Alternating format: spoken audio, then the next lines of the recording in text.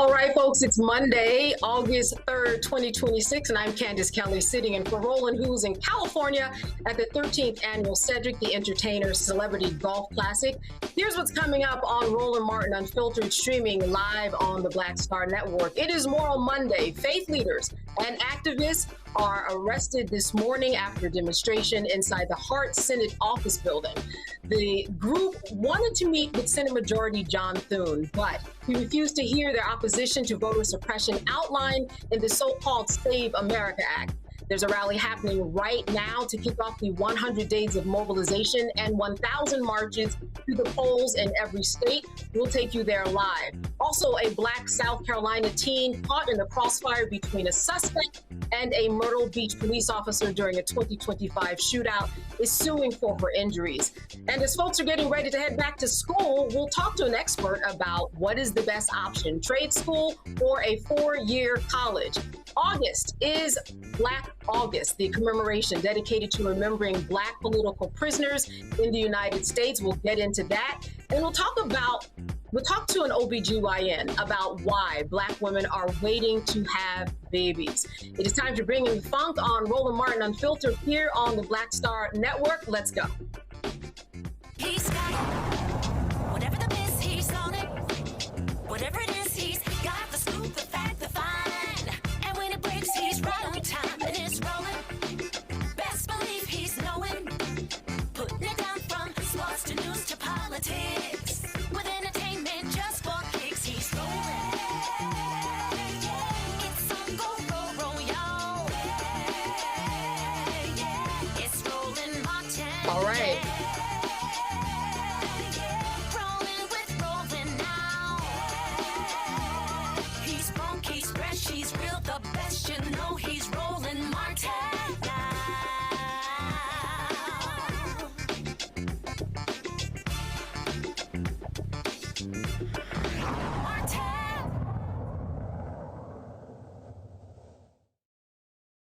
All right, it is the final Moral Monday organized by repairers of the breach in the nation's capital before the movement returns to the states. Dozens have gathered at the New York Avenue Presbyterian Church for the Calling the Nation to the Table of Democracy and Vision voting rally. Earlier today, a few faith leaders and activists were arrested inside the Hart Senate Office Building. Senator Majority Leader John Thune refused to hear their opposition to voter suppression outlined in the so-called Save America Act. Today is the launch of the 100 Days, 1,000 marches to the polls across the United States ahead of November's election day. The goal is to mobilize 5 million low-wage voters and at least 1 million Black men, particularly in the South, in the battlegrounds.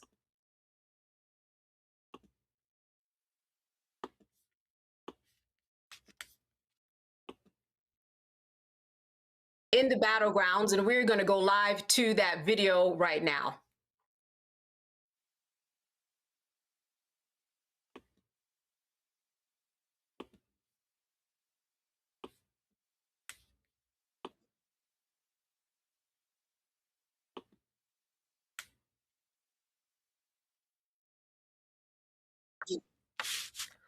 All right. Well, at this time, I think that we are going to go to our panel right now. I want to introduce them right now.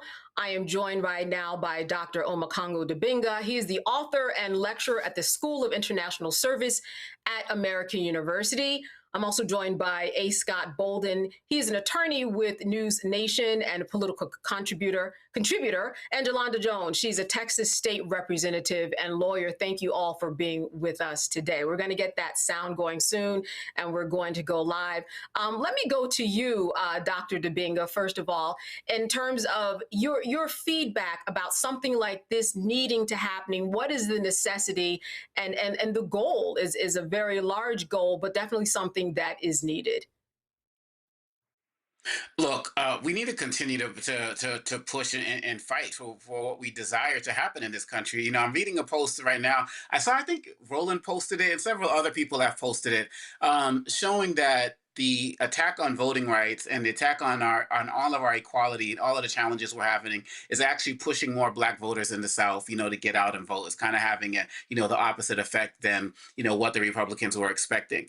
And so we have to get to a point where we're not waiting for events like the eradication of the Voting Rights Act and other things to get motivated. We have to stay motivated throughout. When I look at what's happening on Moral Mondays, the fact that Reverend Barber has been consistently doing this, with his health challenges, getting out there for us, getting arrested. We see this happening on a regular basis, and the fact that people like Senator Thune won't even take the time to meet with them, that shouldn't be something that discourages us. That should be something that encourages us to get out there and keep fighting. Because look, when we look at what our ancestors did, the civil rights movement and the like, when when Dr. King and others went to LBJ and said, we need this, we need XYZ, his response was, make me do it, right? I don't really have the power, make me do it. And we have to be able to do that. And so I commend what Reverend Barber is doing, but we have to continue to keep up this fight, not at the Moral Mondays is ending. This is the last one.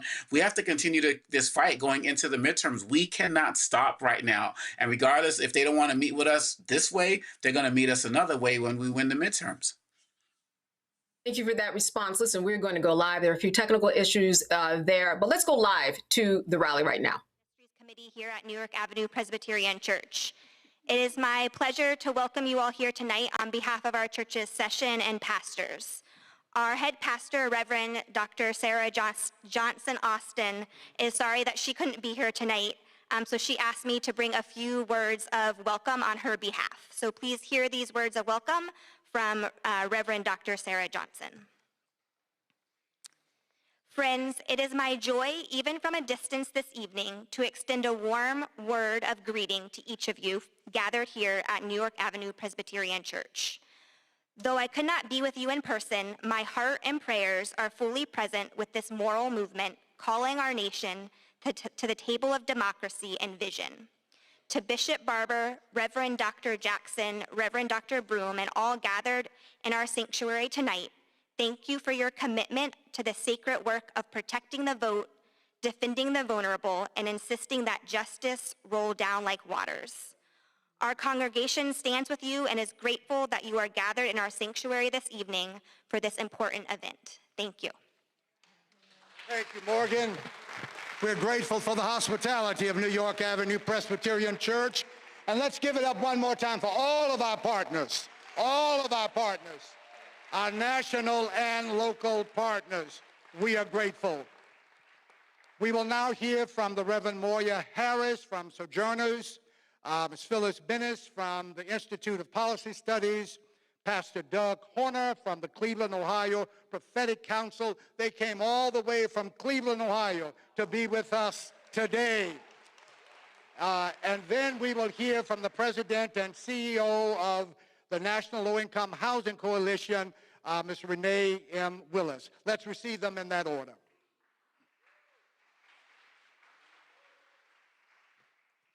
Good evening. I am Reverend Moya Harris, Senior Director of Programs at Sojourners. We gather here tonight because the vote is a moral testimony. It tells the truth about who counts, who belongs, and who is recognized as fully human in this nation. The attacks on voting rights we are witnessing draw from a long history of anti-Blackness that has always feared Black agency, Black voice, and Black power. And that same logic of fear and control targets immigrants and refugees and women and queer folk and children and elders and disabled and neurodivergent people. And now in this very week, as we just heard, there are senators that are hell-bent on pushing through the so-called SAVE Act, legislation that would strip millions of people of their ballots, cast doubt on their citizenship, and weaponize fear to take away votes that have already been earned and protected. This isn't abstract. This is happening now. And it is aimed at shrinking the electorate and silencing our communities. What we are facing is the fruit of an ideology shaped in a particular theology, amplified by Christian nationalism that wants political power to rest in the hands of a narrow, worthy few. The Reverend William Augustus Jones taught that theology forms anthropology. What we believe about God shapes what we believe about people. And what we believe about people orders our common life, how we structure society, how we perceive difference, and what we claim as truth, and who we understand ourselves to be. So if your theology cannot see the image of God in Black lives, in immigrant lives, in women's lives, in disabled bodies, in neurodivergent minds, if it refuses to honor people who stand at multiple margins, you will build systems that deny votes. They will deny care, deny safety, and then call that denial order. So when access to the ballot is restricted, when polling places disappear, when voters are intimidated, when communities are targeted and silenced, and when laws like the SAVE Act are rushed through to erase millions of votes, we are seeing that theology made visible. A theology that narrows the image of God, treats domination as order, and leans on fear while balancing exclusion, by blessing exclusion. Maria Stewart stood in a nation that shouted liberty while denying it to her people. And she refused to sit quietly and die. She stared down a country that could quote scripture and the founders, yet would not extend those promises to Black lives. Her witness is still asking us, will we allow this nation to keep performing freedom while denying it at the polls? To Black voters, poor voters, and immigrants, there is yet another tradition that we draw from, a tradition of grace and of love. It presses us to build a world where justice is lived and felt. So today, we demand that love demands justice. Democracy at its best is an expression of our responsibility to one another, especially to those the system would rather disappear. So today, we stand in the spirit of Maria Stewart, and today we will not be moved because our votes will be counted. Amen. Thank you. Moya. This is what it takes when we talk about 2026. We are talking about text messaging, grassroots phone banking, peer-to-peer, anything in terms of just making sure that people are digitally getting a response. But in terms of what is going on and the number of folks who have not been voting in these past important elections, this is what it takes. It takes something like this of massive, epic proportions so that people see that the numbers are there, and that helps people to understand the importance of it.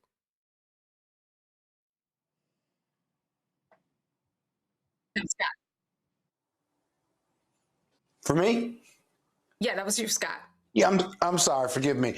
Yeah, I'm glad you mentioned those other aspects of Moral Mondays. We clearly, our opposition has no morality.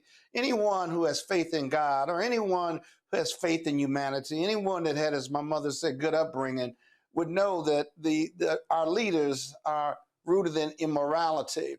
But it's going to take more than the marching and more than the speeches to nationwide in order to solve this issue. We're in this situation because of the lack of commitment to our own voting, regardless of the Voting Rights Act, Section 2 and Section 5 that have been gutted by the Supreme Court. We are in this position because we haven't convinced millions of Black voters and brown voters and gay voters and women voters to vote for a democratic agenda for fairness and equity and justice. And so my real question, not rhetorical, is what else you got, if you will? I understand Moral Mondays. How do you measure your success the day before 2026 voted in November? How do you measure your success in 2028 so that at the end of the voting day on both of those dates, right, you have a good sense that you have mobilized millions of voters, they have voted for a democratic agenda and democratic candidates, and how we were able to get it done? Because if you do it in 2026, you're going to have to do it in 2028.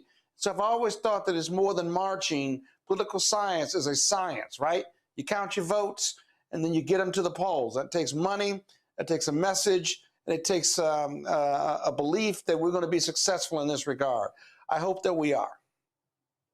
Representative Jones, what's your answer to that? Because certainly you have your pedal to the metal on all of this. You are certainly close to understanding what is really going on with voters as a representative yourself. What is your answer to Scott's question in terms of, do we need more, and how do we even know if something like this is working? Yeah.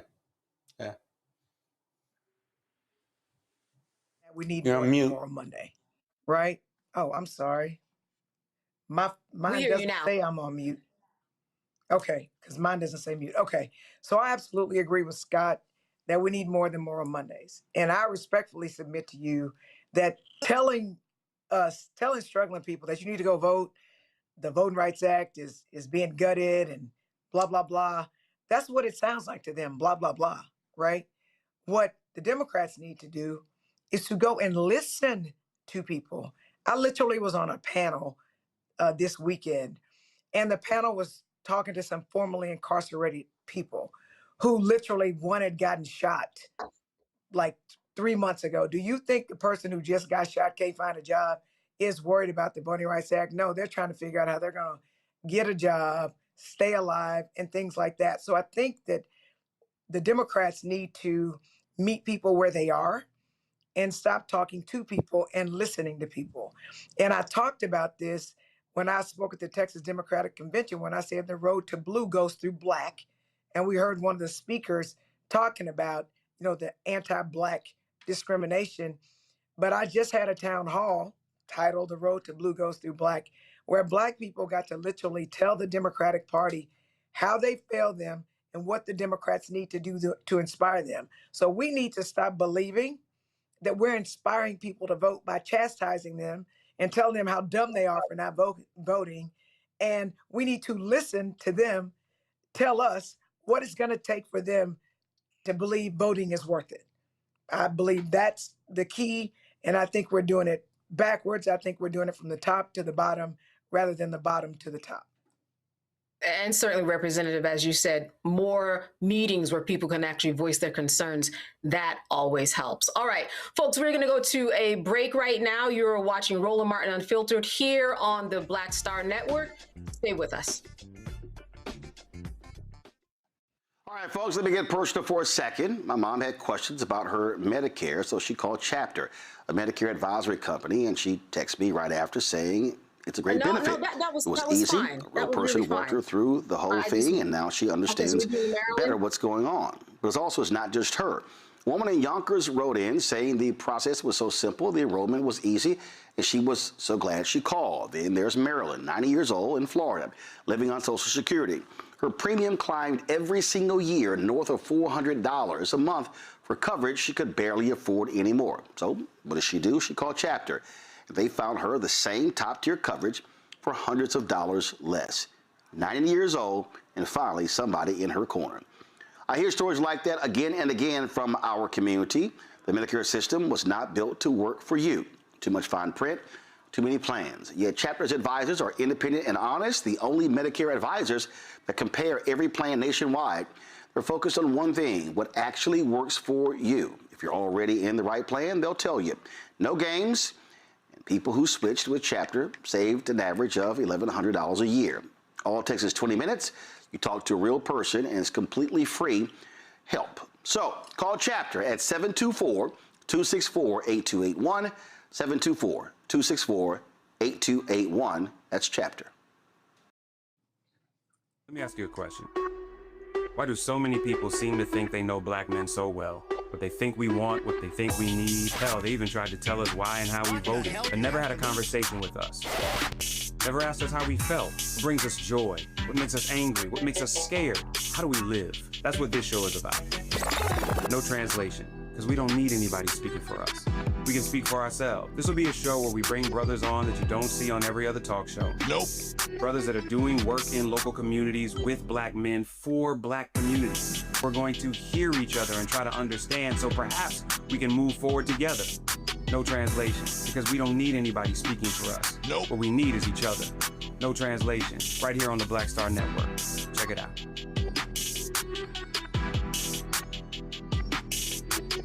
Watching Martin Unfiltered.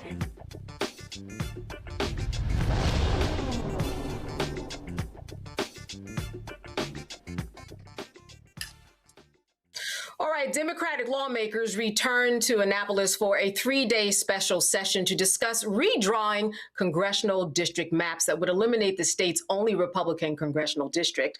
The session directly addresses House Bill 2100, a proposed constitutional amendment intended to change the state's governance, which would allow lawmakers to draw federal congressional district maps. During this year's regular legislative period, Governor Wes Moore proposed that the Republican district be redrawn, creating a Democratic 8-0 map. It did not pass due to possible accusations of illegal gerrymandering. Governor Moore spoke during today's session, saying the only reason they are here is because of the Trump administration. We're here, frankly, in a way that none of us want to be here. None of us want to be back here for a special session, and I want to be clear that the reason that we are here is because Donald Trump has forced us back.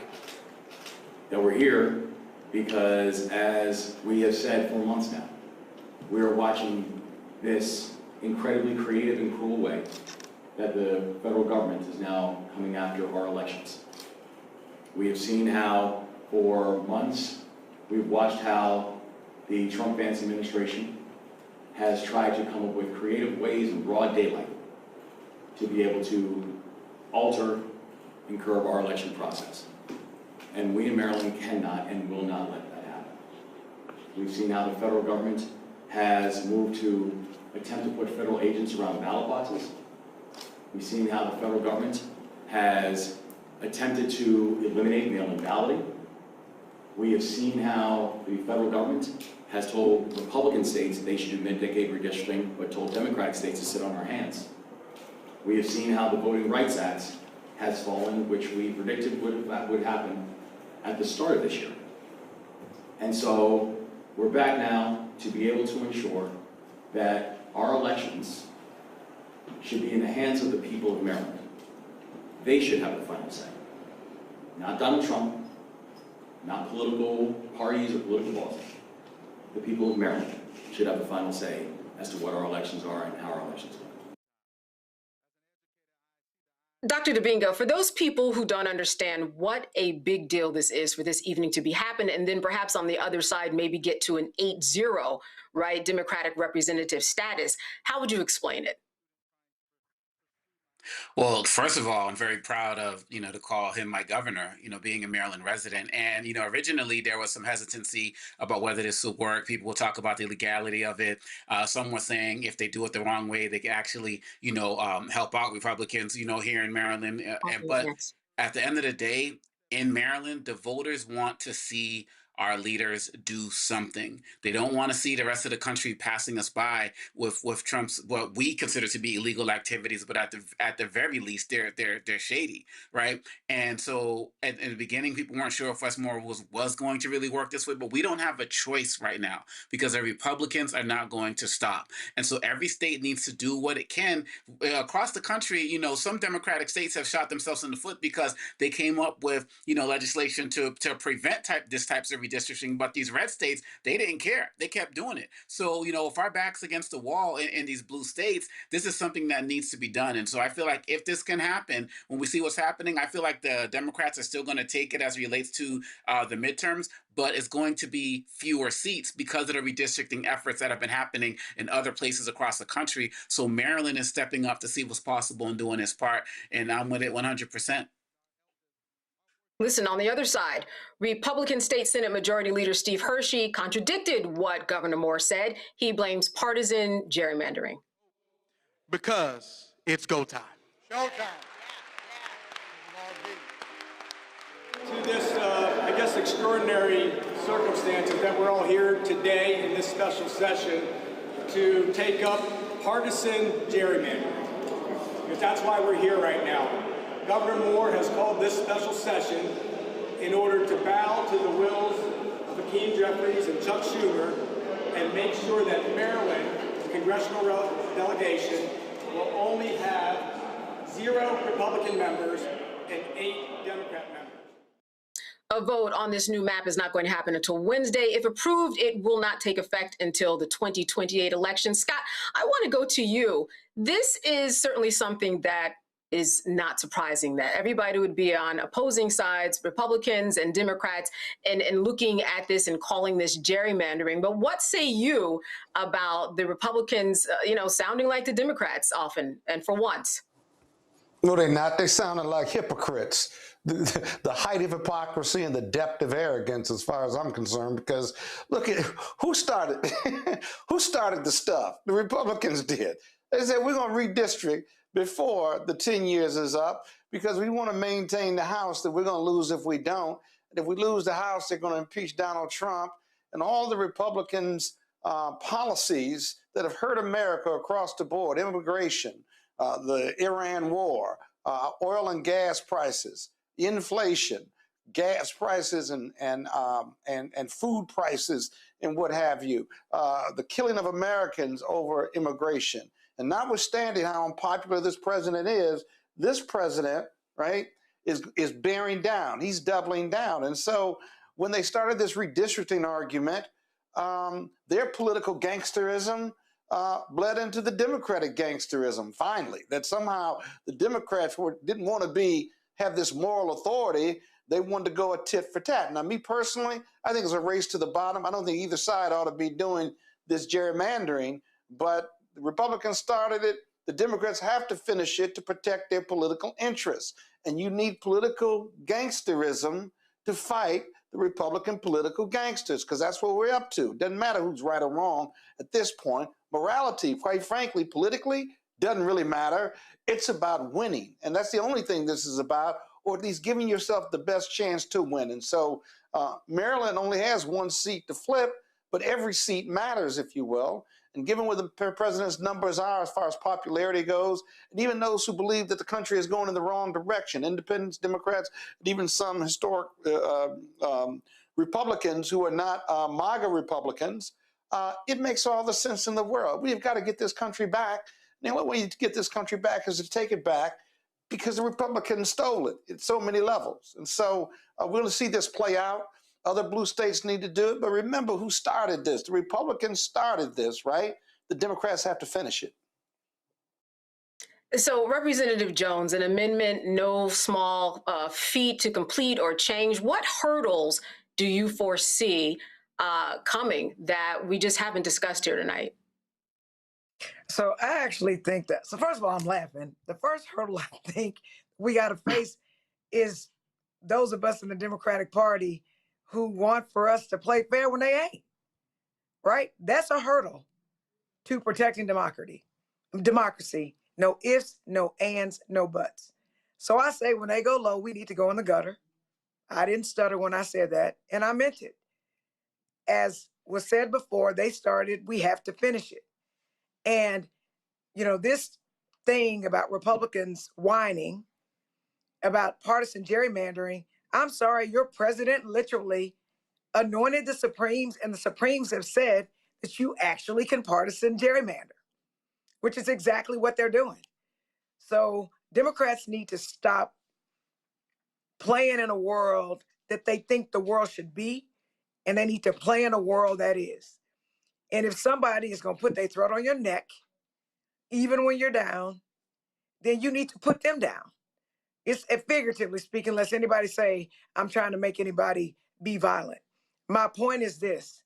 I wouldn't care if there's no Republican representation in Maryland. They don't deserve any. They have a president who literally is getting rid of Black representation and Democratic representation across this country. And the red states are doing exactly what he says when he says it. And even those Republicans who have little balls that have dropped, like teenagers or like middle schoolers, the second they do that, he punishes them and they go back and they fall in line. So we need to learn how to fall in line. We need to figure out any way we can to get this stuff done, because we cannot play by rules when our opponents are not playing by rules. So whine all you want, Maryland Republicans, whine all you want, President Trump. You started this. We're going to finish this. When you go low, we going in the gutter, because literally for Black people, our lives are at stake. So let me ask you a practical question. I just want to follow up because as a representative, you understand what it's like to face Republicans, having to talk to them, having to massage egos to get people to be on the same page. What ideally is the way that people actually go about getting on the same page? And again, I'm asking you this because you are a state representative and understand what it's like down on the ground in the war zone, face to face. How do you actually get that to happen, or are we at a dead end here? So first of all, I think that you are asking me a question based and founded in a world that's fair. I speak to Republicans who actually, like me, can't vote for my bills because it will get them primaried. So they'll be like, Joe, that's a great bill, but I got to vote against it. So why are we talking about being on the same page with people who are terrified to be on the same page, even if that page is right, because they're more fearful of the consequences that Donald Trump is going to put on them? So I believe it is unrealistic to demand that we as Democrats try to get on the same page with Republicans when the head of the snake is Donald Trump and he doesn't respect us. So we're not going to be on the same page, at least not legislatively. They may whisper in my ear and they may sneak and call me and say, Joe, I like that bill, but I can't do it, and then explain why they can't support a bill that's great for Texas. So the one thing I've learned for these years that I've been on this earth is the only person that I can control is me. I can make myself be on the same page as somebody, but do I want to be on a page that literally wants to disappear Black people and kill off our rights and, in many instances, our lives? I'm never going to be on that page. And I shouldn't be forced to pander or get rid of my foundational beliefs in order to agree with Republicans who are terrified of their leader and who are trying to destroy us. So I just don't think it's a fair question. And I will say to you, I ain't going to be on the same page with somebody that's trying to destroy my constituents. And so it's not going to happen. It's unrealistic. What I am going to do is I'm going to fight for my constituents. And whatever they give me, I'm giving them back 10 times. And as a person who fled the state of Texas to stop racist redistricting and to sound an alarm across the country, I know what they do. They stick the FBI on us. They sicked the police on elected officials. And they fined us almost $8,400 because we were standing up for the rights that our constituents demanded that we stand up for. And we were fined. And if we didn't pay it, then they threatened to defund our offices. So be on the same page with them people. Why? How? That's just dumb. All right, you are watching Roland Martin Unfiltered here on the Black Star Network. We're going to take a little break. We'll see you on the other side. All right, folks, let me get personal for a second. My mom had questions about her Medicare, so she called Chapter, a Medicare advisory company, and she texted me right after saying it's a great benefit. It was easy. A real person walked her through the whole thing, and now she understands better what's going on. But it's not just her. A woman in Yonkers wrote in saying the process was so simple, the enrollment was easy, and she was so glad she called. Then there's Marilyn, 90 years old, in Florida, living on Social Security. Her premium climbed every single year north of $400 a month for coverage she could barely afford anymore. So what does she do? She called Chapter. They found her the same top-tier coverage for hundreds of dollars less. 90 years old, and finally somebody in her corner. I hear stories like that again and again from our community. The Medicare system was not built to work for you. Too much fine print, too many plans. Yet Chapter's advisors are independent and honest, the only Medicare advisors that compare every plan nationwide. They're focused on one thing, what actually works for you. If you're already in the right plan, they'll tell you. No games. And people who switched with Chapter saved an average of $1,100 a year. All it takes is 20 minutes. You talk to a real person, and it's completely free help. So call Chapter at 724-264-8281, 724-264-8281. That's Chapter. Let me ask you a question. Why do so many people seem to think they know black men so well? What they think we want, what they think we need. Hell, they even tried to tell us why and how we voted, but never had a conversation with us. Never asked us how we felt, what brings us joy, what makes us angry, what makes us scared. How do we live? That's what this show is about. No translation, because we don't need anybody speaking for us. We can speak for ourselves. This will be a show where we bring brothers on that you don't see on every other talk show. Nope. Brothers that are doing work in local communities with black men for black communities. We're going to hear each other and try to understand so perhaps we can move forward together. No translation, because we don't need anybody speaking for us. Nope. What we need is each other. No translation, right here on the Black Star Network. Check it out. Hey, this is Motown recording artist Kim. You are watching Roland Martin Unfiltered. That boy, he always unfiltered though. I ain't never known him to be filtered. Is there another way to experience Roland Martin than to be unfiltered? Of course he's unfiltered. Would you expect anything less? Watch what happens next.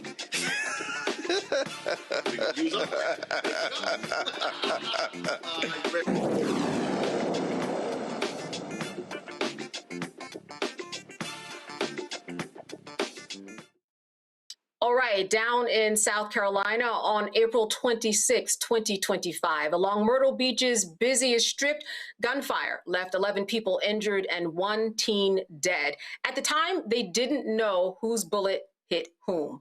One of those injured was Black teenager Serenity Chavis, who was caught in the crossfire between the suspect and the officer Brandon O'Rourke.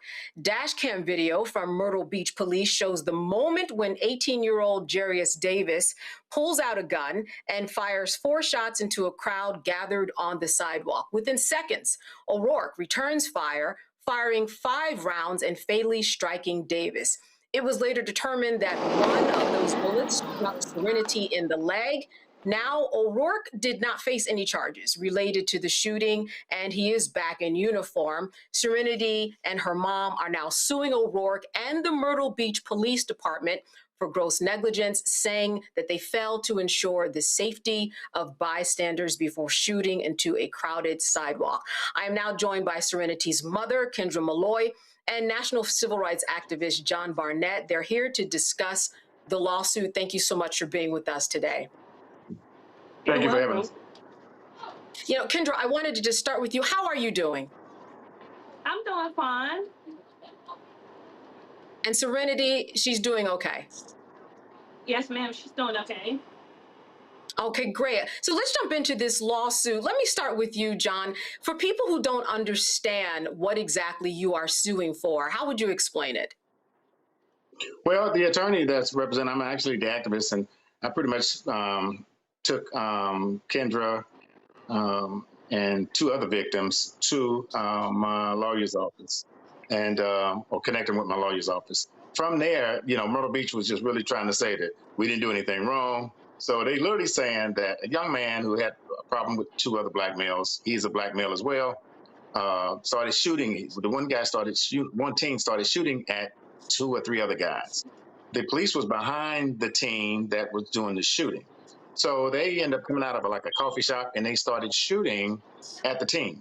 Well, but in front of the teen is people celebrating spring break. So in the end, 11 people was hit by bullets, 11. Myrtle Beach tried to promote the fact that this one team shot everybody. They knew they did. He said, there's no fault. We didn't do it. The team did. He shot 11 people before we shot him and killed him. And so we thought it was ludicrous from day one. I began to initiate direct civil rights in front of the police department. And then after about a year, this case is so massive that our law firm, shout out to Charles Hunter and Everidge law firm, they upgraded it and gave it to Bakari Sellers, which is in Columbus, South Carolina, with Strom Law Firm. And he just filed literally today, about a couple hours ago. It's been about a year. It was spring break of last year. We passed spring break again, and now we're here. And you know, hopefully some glimmer of hope will come out of this. I do see that they have the Myrtle Beach Police Department listed that they're suing, and the actual officer that was doing the shooting. All right, so they're suing both parties. Kendra, what were some of the hurdles that you face? I understand that with the webcam, you had to do a lot of due diligence, people in the community, in order to get the truth and to get the webcam evidence even secured.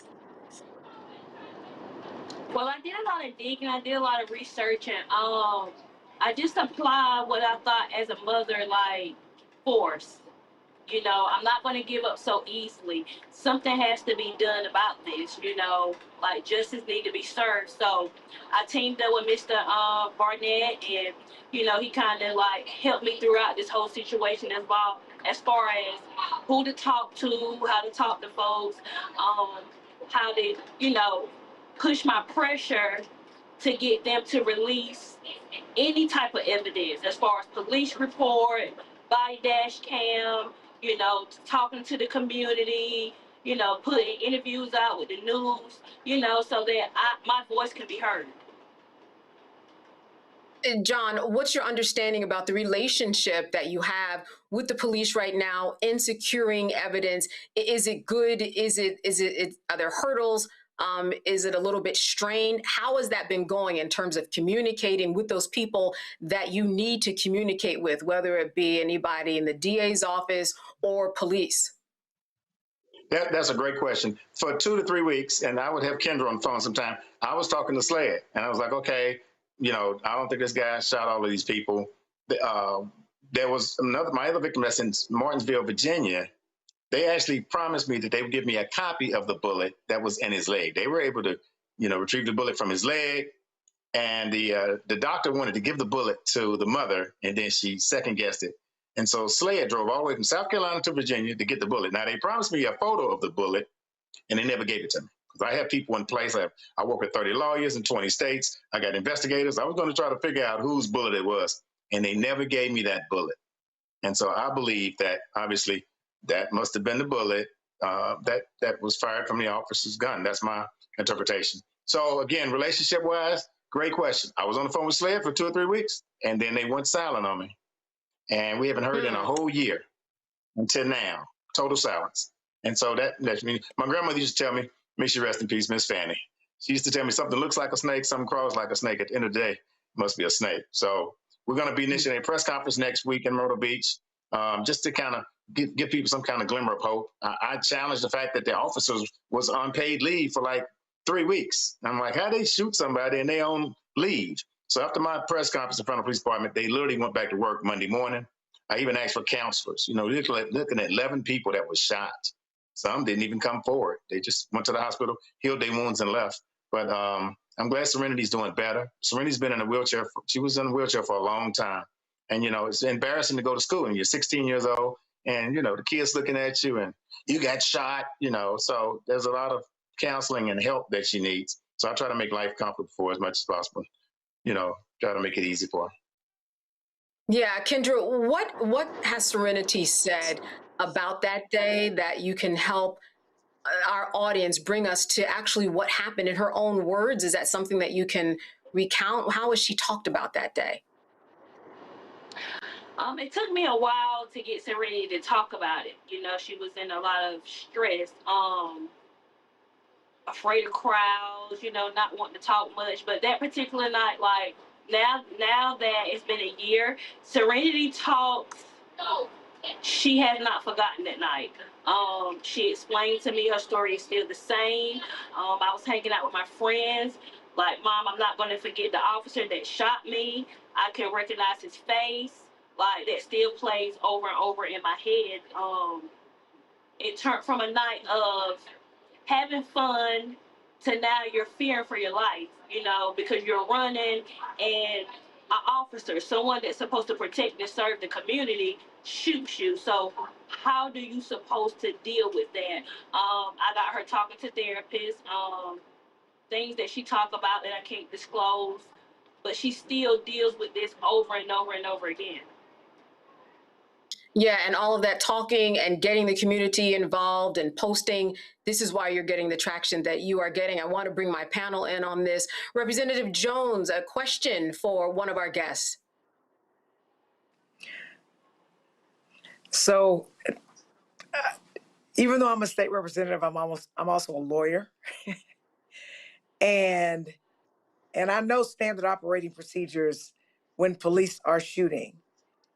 And if what I heard is true, which is that the officers were behind the shooter and the spring breakers were in front of the shooter, do you think it's common sense that if you miss the target, that you have a whole bunch of other people that could die?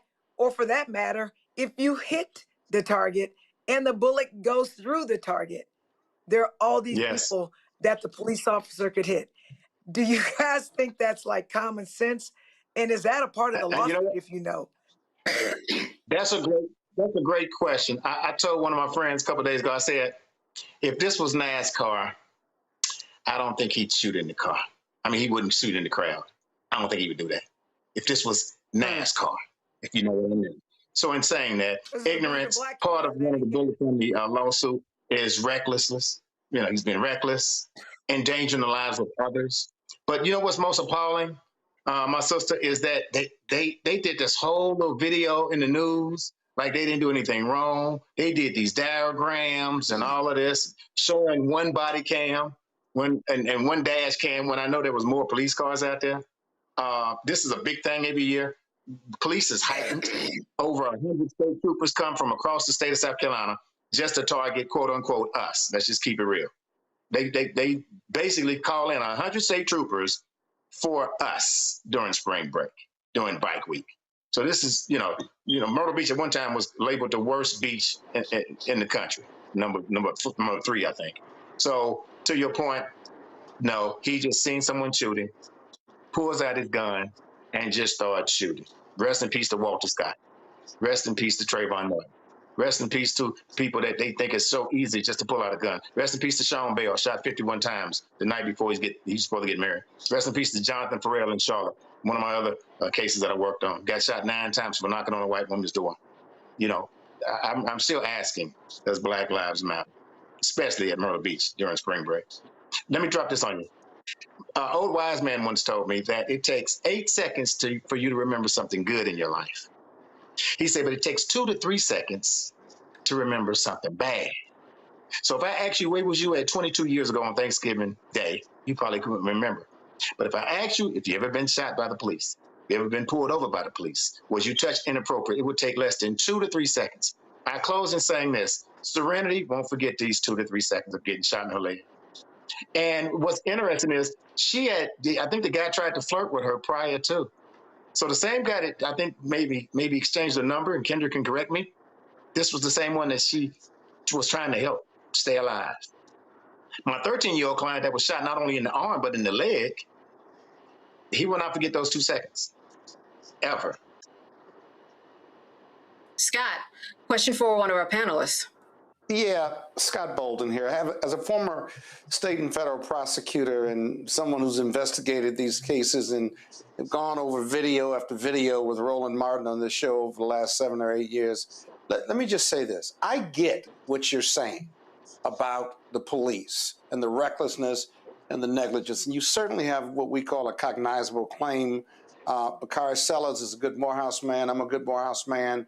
But my question is this, right? Because what the police are going to say is, 1, they didn't do anything wrong, and 2, there was a shooter. They didn't start shooting, but they were shooting for the shooter who ran into the crowd or ran away with the crowd. And their training tells them that if there's a potential loss of life or limb and someone's usually using deadly force against another individual, they're free to fire. Now, it gets tough because there's a juxtaposition there, right? You can't be reckless about it, but you can't shoot into a crowd going after a bad actor, okay? So I think this is a little different, if you will.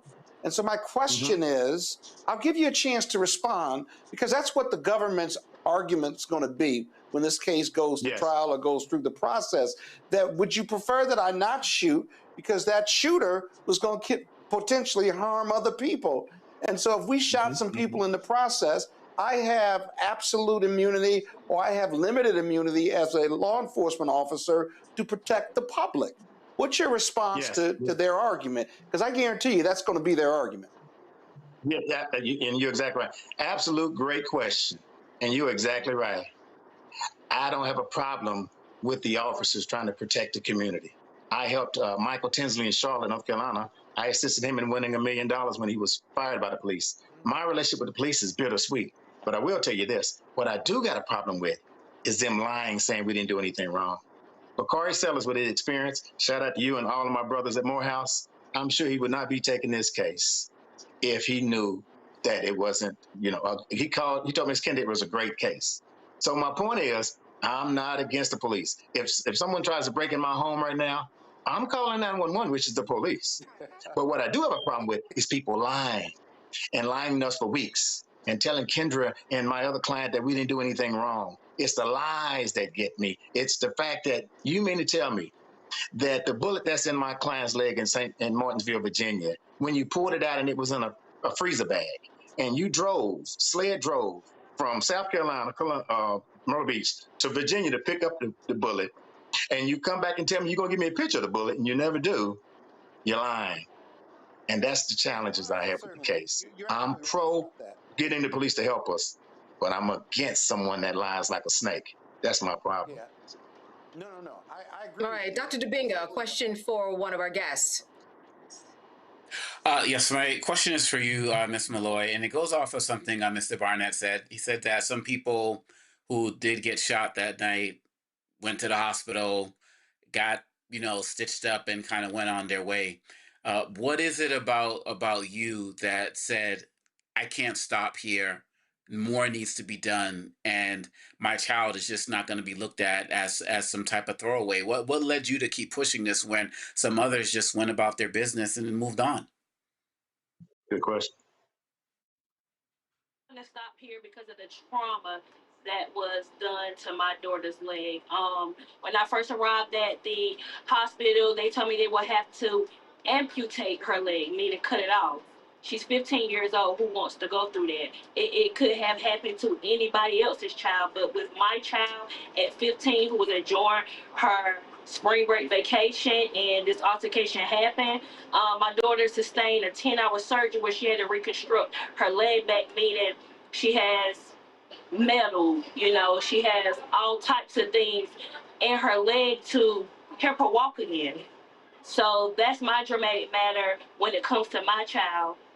The other kids that were shot, it's sad, they didn't sustain the trauma that my daughter sustained. My daughter sustained trauma that took a while for her to get used to walking on her legs again, to adapt back into being around crowds, to adapt to being back in school, something she has to deal with for the rest of her life. Even her doctor spoke and said this is a pain that she would deal with for the rest of her life. She will forever walk with a limp. So that's why I can't stop. I won't stop at this matter. I will not stop. I'm going to push until something is done. Most importantly, it's the lies that has been told about this case from Myrtle Beach Police Department. John, let me jump in here and ask you, what are the next steps? You mentioned that the lawsuit was filed just today. Do you have a timeline? What are your expectations? Well, one thing I've learned historically, fighting civil rights for about 17 years, is that pressure bust pipes. And that I assisted Shankrella Robinson. And at one point, a local activist had said that her case wasn't trending anymore. So I began to send pink envelopes to Joe Biden and to Mexico. And the next week, a great attorney named Ben Crump called us. And the case was resurrected, and the case is now being seen in the Department of Justice. So I think our job is to make sure, just a few weeks ago, we were talking about Cyrus, a young Black boy who went into a store and got some water and ended up dead. Just maybe a month ago, we were talking about Carmelo Anthony. And I learned from another wise activist, you may know his name, Minister Farrakhan. He said that they killed Trayvon Martin, they give us a Trayvon Martin Foundation, put a pacifier in our mouth, and we rock us back to sleep. They killed Michael Brown, put a pacifier in our mouth, and rock us back to sleep. Shoot Dr. King in Memphis, give us a national holiday, put a pacifier in our mouth, and rock us back to sleep. my goal in order to get justice, because when I see Serenity, when I seen her in that wheelchair, I've pushed her wheelchair down the streets of Myrtle Beach. I've given her favorite drink, which is Starbucks. I can't get that out of my head of her saying, I hope I'm going to be okay. And I won't forget those shots that rang out. So part of my fight is, to your point, is to keep it visible. We almost numb to death. We're numb to police shootings. We're numb to us killing each other. You know, black on black crime is a whole lot higher than the police shooting us. And so in saying that, my goal for Serenity, that's my personal job, my personal commitment. One of the steps in civil rights is to make sure we keep it in the forefront and bring awareness to situations like this, that it won't happen again. I pray it don't happen again. Yeah, and speaking of awareness, Kendra, you talked about how your daughter has gone through counseling, probably is going through it. How has that been going? Because there are many people for different reasons who need to go through counseling, often might turn away from it for one reason or another.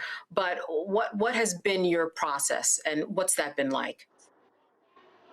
My process has been long, very devastating. It's not easy. It's not easy at all. I deal with these challenges every day. Serenity could have a good day, then tomorrow Serenity might not come out of the room. You know, she falls in depression. Depression leads to other things. I don't want my child to harm herself or hurt herself because she can't deal with this traumatized night. It hasn't been easy with the therapist. It takes a while to get her to open up, but most of all, she has opened up with a therapist.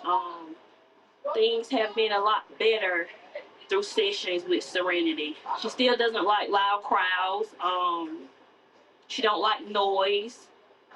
4th of July, Juneteenth, holidays come along. We can't participate because she's afraid something might happen. You know, things happen everywhere, and I prep talk her on a daily, like, you know, Serenity, it happened to you, so we're going to continue to talk with.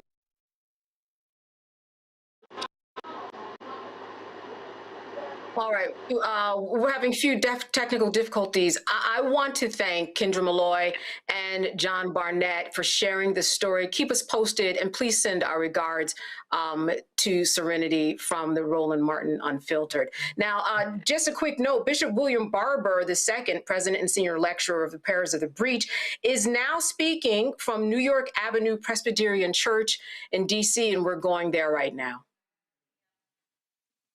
The hour has already come for us to wake up.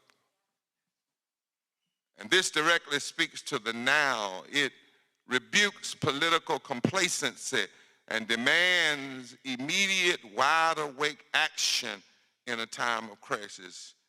We won't pray our way out of this. We must pray, but we got to put some legs on our prayers. We won't wait our way out of this. Just waiting things gonna change. No, they will not. They only will change if we do the kind of waiting like a waiter in a restaurant, if we serve and we move and we give. In the testimony circle of my faith tradition, the elders, the mothers, and the saints way back yonder often lean back, Cheryl. They clear their throats some nights when things were rough, when the weight of history was on them, and from their bones they would holler in the church, if we ever needed the Lord, we sure do need him now. But today I want to step into the tradition of the hip-hop artists, and I want to sample from that sacred tradition, because when they said it, they didn't just mean they were going to sit down and do nothing. In my tradition, my bring up, I want to scratch the record a little bit. And I want to scratch the record of our political complacency. I want to drop the beat of historic urgency. And I want to remix the testimony for this hour and suggest if we ever needed to vote, we sure do need to vote now. particularly if you understand that voting is not something some human being gave to you. We've learned in this movement that the word vote in Hebrew is call. It's the same word as voice. And in Isaiah 58, where the Bible says, lift up your voice like a trumpet, in Hebrew is call shofar. Lift up your voice like a trumpet, or lift up your vote like a trumpet. And for us, the right to vote isn't casual, it isn't abstract. It's a right born out of deep struggle. Somebody say, there's blood on it. There's blood on this right to vote. Blood on it, and baptized in the blood of sacrifice. And the blood still speaks. Voting is a holy gift from the God of justice. We're not animals. We can make a decision. We can choose. We can orchestrate. My brothers and sisters, it was 2,626 years ago when God had his prophet Micah look at the empire, look at every nation and every politician and say, if you really want to please God, you must do justice and love mercy and walk humbly before your God. It was 2,026 years ago when God's son, as I call it, Jesus of Nazareth from the ghetto, stood up in the ghetto, stood up and declared that the least of these, the poor, the marginalized, the sick, and the excluded, can never be an afterthought if you want to be a great nation.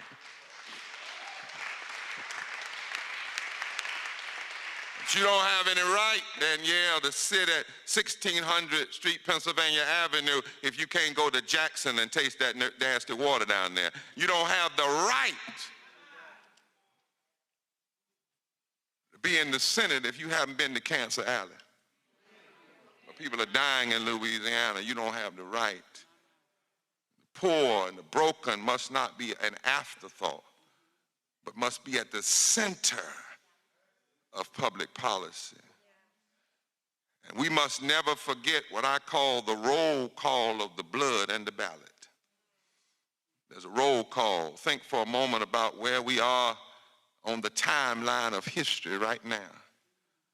When you look at the calendar of our struggle, you will understand why, if we ever needed to vote, we sure do need to vote now. Look at the clock for me, if you will, for a moment.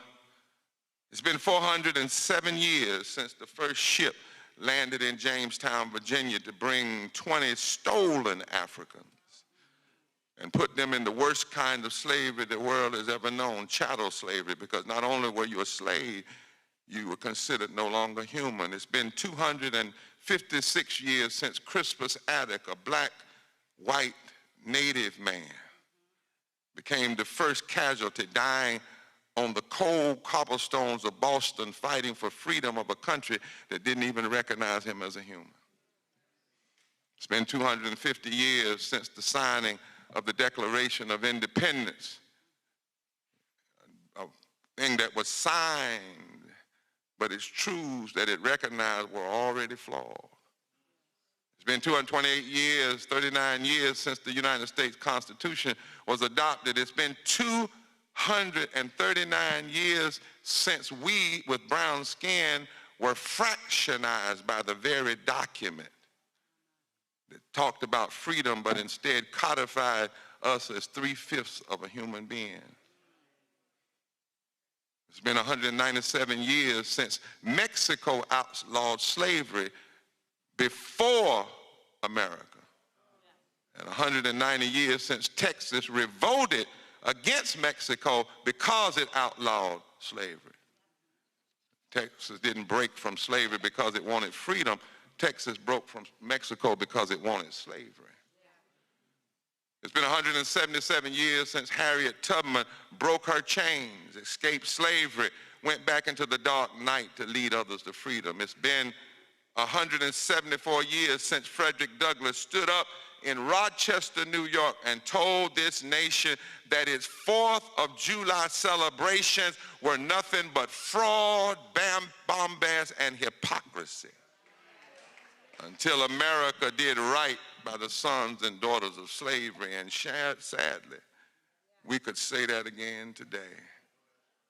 It's been 163 years since the signing of the Emancipation Proclamation that did not free the slaves, but freed those only in states of rebellion. And the trick of the matter is, if the state just stopped rebelling, they could have kept their slaves. It's been 161 years since the first gun was fired in the Civil War. It's been 150 years since the ratification of the 15th Amendment that declared the right to vote could not be denied or abridged. It's been 132 years since the violent coup d'etat and race riots of Wilmington, North Carolina, where white supremacists went in a church like this and cooked up a plan to overthrow a democratically elected fusion government to crush black and white fusion political power. Some of what you're seeing today is not new. It's the vomit of what was already here in this nation's history. It's been 122 years since the riots in Springfield, Illinois. It's been 82 years since Smith versus Allwright legally opened up primary elections for black people. It's been 82 years since Primus King tried to vote in Georgia and was violently turned away by men outside of the voting place with guns. But we've seen that recently. It's been 72 years since Brown versus Board of Education declared that segregation was unconstitutional. It's been 71 years since the brutal mangling murder of a 14-year-old Emmett Till on August 28th, which would later become the same day as the March on Washington. It's been 68 years since students from North Carolina A&T sat down at a lunch counter in Greensboro, but they were also students from Bennett. And the women from Bennett actually came up for the idea before the brothers at A&T.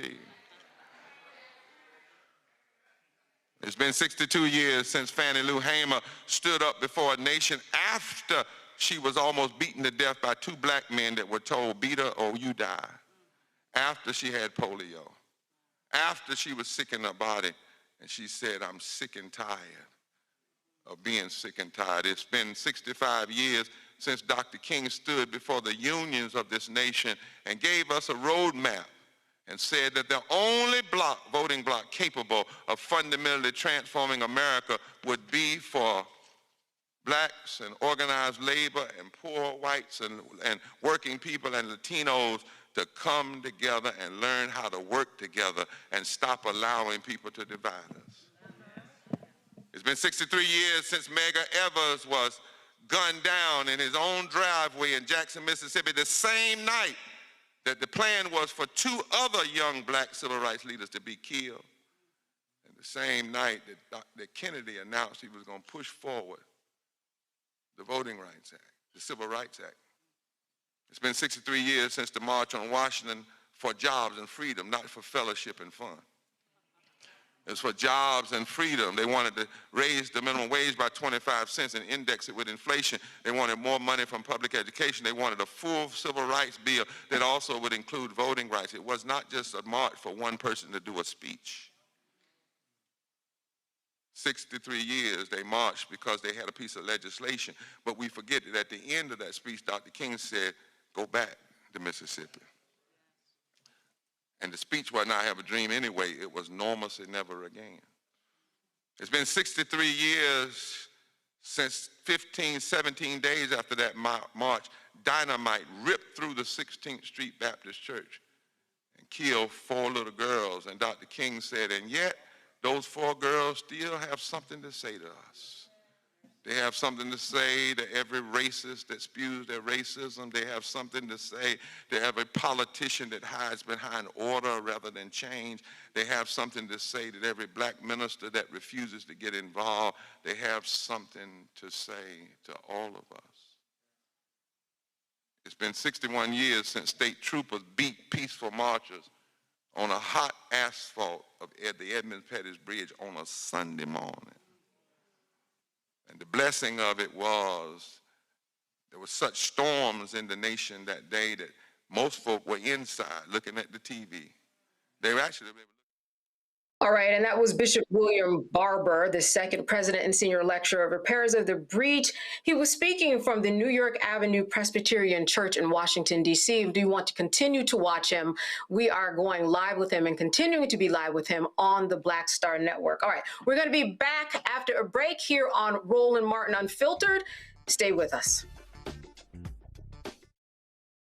All right, folks, let me get personal for a second. My mom had questions about her Medicare, so she called Chapter, a Medicare advisory company, and she texted me right after saying it's a great benefit. It was easy. A real person walked her through the whole thing, and now she understands better what's going on. But it's not just her. A woman in Yonkers wrote in saying the process was so simple, the enrollment was easy, and she was so glad she called. Then there's Marilyn, 90 years old, in Florida, living on Social Security. Her premium climbed every single year north of $400 a month for coverage she could barely afford anymore. So what does she do? She called Chapter. They found her the same top-tier coverage for hundreds of dollars less. 90 years old, and finally somebody in her corner. I hear stories like that again and again from our community. The Medicare system was not built to work for you. Too much fine print, too many plans. Yet Chapter's advisors are independent and honest, the only Medicare advisors that compare every plan nationwide. They're focused on one thing, what actually works for you. If you're already in the right plan, they'll tell you. No games, and people who switched with Chapter saved an average of $1,100 a year. All it takes is 20 minutes. You talk to a real person, and it's completely free help. So call Chapter at 724-264-8281, 724-264-8281. That's Chapter. Let me ask you a question. Why do so many people seem to think they know black men so well? What they think we want, what they think we need. Hell, they even tried to tell us why and how we voted, but never had a conversation with us. Never asked us how we felt, what brings us joy, what makes us angry, what makes us scared. How do we live? That's what this show is about. No translation, because we don't need anybody speaking for us. We can speak for ourselves. This will be a show where we bring brothers on that you don't see on every other talk show. Nope. Brothers that are doing work in local communities with black men for black communities. We're going to hear each other and try to understand so perhaps we can move forward together. No translation, because we don't need anybody speaking for us. Nope. What we need is each other. No translation, right here on the Black Star Network. Check it out. Hello, I'm Paula J. Parker. Truly proud on the Proud Family. I am Tommy Davidson. I play Oscar on Proud Family, Louder and Proud. Hi, I'm Jo Marie Payton, voice of Sugar Mama on Disney's Louder and Prouder, Disney Plus. And I'm with Roland Martin on Unfiltered.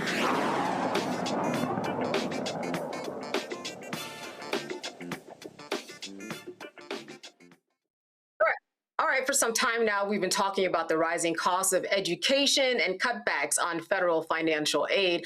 All of this student loan debt has some students thinking that college is out of reach. Trade schools and community college certificate programs, they typically cost far less than any undergraduate degree. So the question is it trade school or should you go to a four-year college? Joining us now to help us answer this question is Elena Harper. She is the executive director of One Goal New York City, NYC, a national organization that partners with high schools and low-income areas to provide college and post-secondary career advising. Elena, this is a hot topic. Thank you for being on with us tonight. I'm so glad to be here. Can you hear me? Yes, I can. Thank you for that check-in. So listen, the general question, as we know, that people are trying to make is, should they go to a trade school, or does it benefit people more to go to a four-year school? Do you have a general answer for that? It's such an interesting question because it has been debated for a long time. My general answer to that is that it really depends on what you want to do. It is true that for many careers, four-year schools are still the best way to go, but the number of jobs and the availability of jobs for our credentialing, our certificate programs, and sort of some of the barriers to achieving those four-year degrees make it such that for young people, if they want to do certain career paths, it actually could make more sense to go to a trade school or credentialing program or straight to work. Yeah. Or straight to work. I know that every time, someone fixed my washer the other week, and, people need carpenters. I hear about people and the money that they pay for someone to come out and do lighting. I know at that time, in those times, I'm always thinking, you know what? A trade school is a good way to go, because when it comes to AI, there's not a robot that's coming here and fixing my washer, right? So are there That's certain right. areas, yeah, are there certain areas, fields that you will tell students, why don't you look here, because this is going to be a good way to go with AI and everything? Are there fields that you would recommend for people at this time? That's a great question. I think that I would just say two things to that. One is there are lots of jobs, you're talking HVAC, you're talking construction, you're talking, electrician, plumbing, all those things. Yes, for sure, AI is not coming for those jobs. And I would say AI also, I think we kind of have a little misnomer on that. I think AI isn't coming for all the other jobs either. Really, we're going to be doing AI to become more efficient, but we're going to be taking that kind of like human plus approach, right? We're going to be using AI, but what is going to become even more critical for all of the other jobs, in addition to the ones you're talking about, is going to be the critical thinking, how we understand the information and can sort of synthesize that information to make it useful in the context that we're working in. So I think it's both. I think there are places in which we know there are going to be good jobs. There's coming in the next, we can definitely make sure students and young people are aware of that. And also we need to make sure that we are teaching those critical thinking skills such that even if AI takes on some aspects of other roles, our young people know they are still a value add, an asset in any situation, even if the job is made more efficient by AI. Yeah, that critical thinking is very important. It's often skipped when we talk about AI.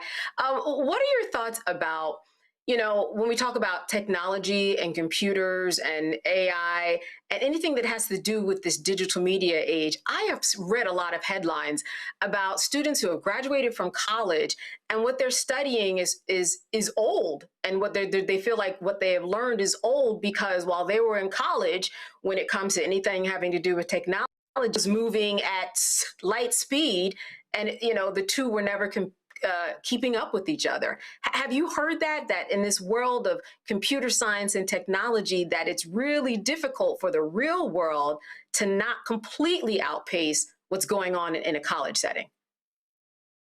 I was telling one of our students the other day that cell phones didn't even exist until I was on my way to college. So when you talk about technological advancements over the last, I'm going to say few years to not age Sure. myself, you're really talking about that rapid pace. And I think this is where as institutions, as organizations, as mentors to young people, we have to help them realize it is always true. We were just listening to Reverend Barber give his talk. It was always true that people, even when in college, were doing things beyond what was happening inside the walls of those classrooms. And that is true today. And keeping up with and learning and getting exposed to some of the technological advancements and the AI advancements is one of those things that, like, institutions are slow to move, and so young people are going to have to do some of that work on their own, regardless of if they're in, a four-year school, a credentialing program, or certificate program. It's always going to be that we have to do additional work beyond that. Yeah, absolutely. Now, when we talk about trade, we are often talking about somebody actually, using their body more, right? They're not sitting behind a desk. When people get older, let's say they are a carpenter or a plumber, or they work in, automotive, and the body gives, right? The knee starts hurting, the back starts giving out. What's your advice in terms of people who are thinking, I want to go to trade school, but what if something happens to me physically? There goes my business. Can that be transitioned, those skills, into some type of sit behind the desk managerial job? Because often the body will give out. I mean, 1,000%. Every pathway, that's what we call it at One Goal, every pathway has potential for making it such that you are not doing the same type of work, forever. I would say you could be sitting behind a desk and the body gives out, and it is even more true. It is even more true in some of our trade industries. And I think there are a couple of things there. One thing that we are really focused on at One Goal is understanding the financial fit and financial implications of the pathway you choose. So as you come out and you are in one of those skilled jobs, what are you doing with your money? Have you thought about saving? Do you know what your goals are? What are you working for and towards? Do you have a purpose in mind and the type of life, a vision for what you want, how you want to live and the life you want to lead? And then are you taking steps along the way to ensure that that is the case? Because often there are, and I mean, if I could talk to my parents right now, they would tell you this. I came out of college and went straight into being an educator, a teacher, public school teacher. And they talk to me now about the choices I made with my money and what I was doing at that time.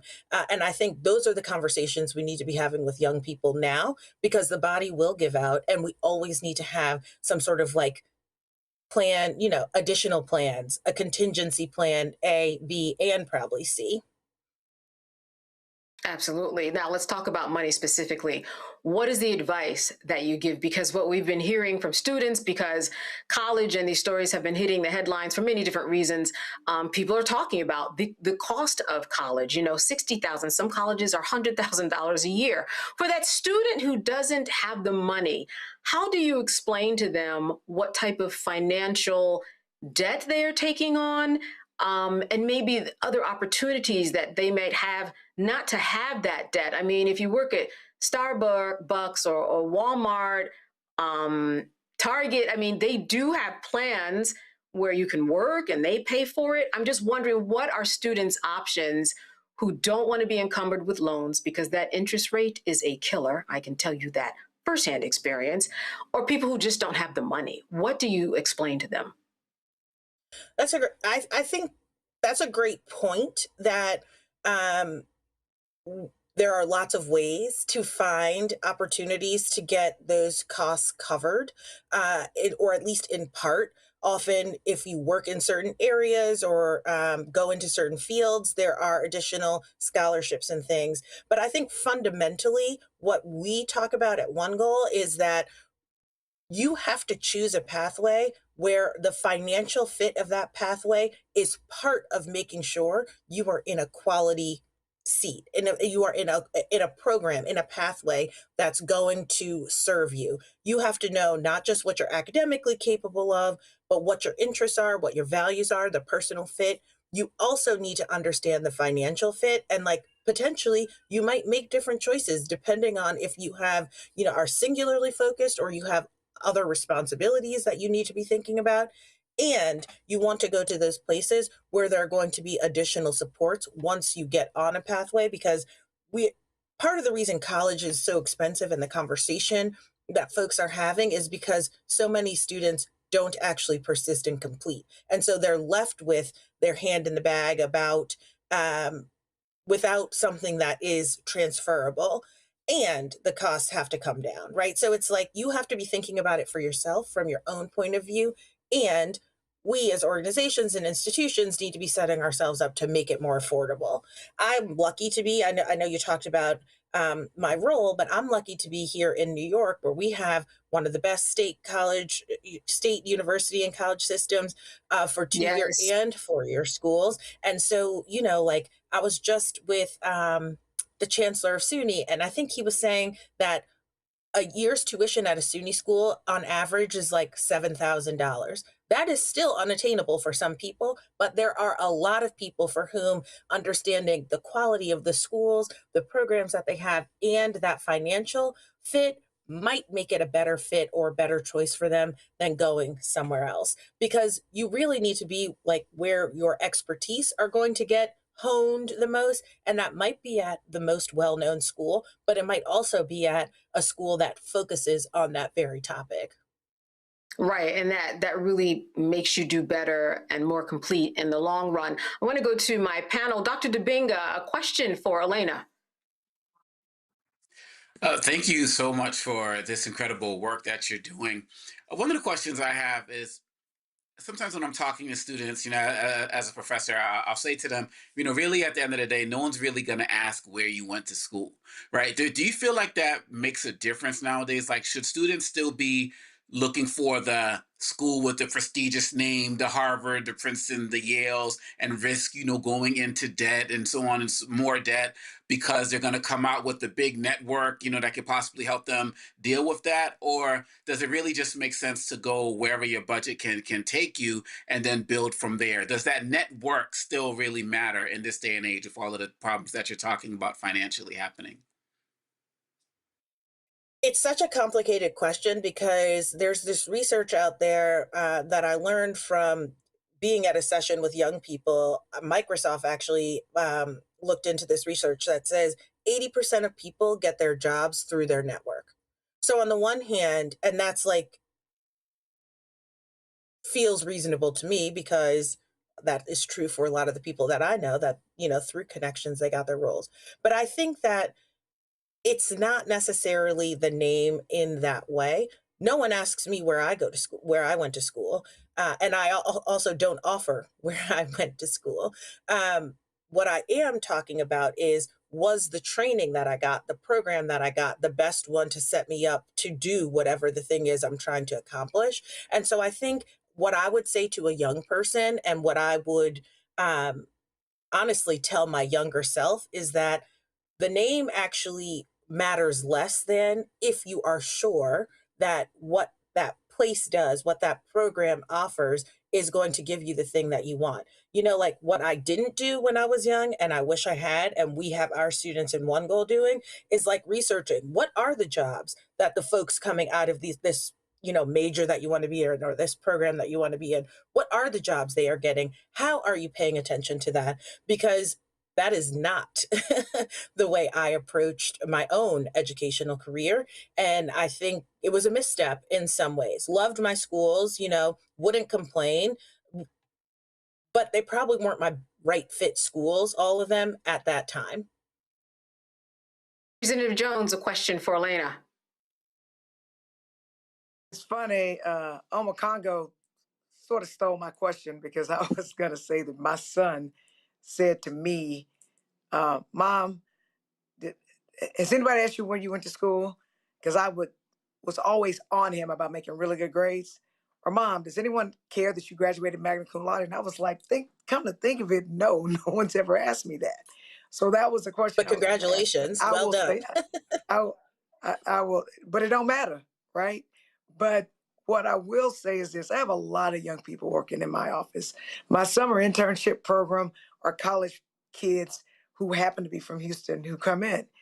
And literally, they have said to me, like one of the young ladies who's an intern is in college. She wants to go to law school. She's stressing about how she's going to afford law school or how she's even going to stay in college because of how much it costs. And that's including grants and scholarships and things like that. And so I guess my question for you, Ms. Harper, is this.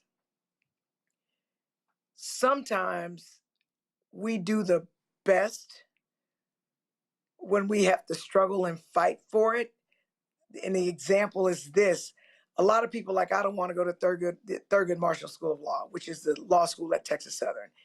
A lot of people don't think HBCU's education compares to PWI education. But some of the best lawyers that I've met graduate from Thurgood Marshall Law School, because if you can survive Thurgood Marshall and learn how to get by without a lot of resources and people that just love you and teach you how great you are, then you can compete in every courtroom, wherever. And so do you think it's fair to say that wherever you can go that you can afford, it may be the only option, but even in that, you can get greatness out of it? 1,000%. You can get an excellent education at every single school, and you can get a crappy education at every single school.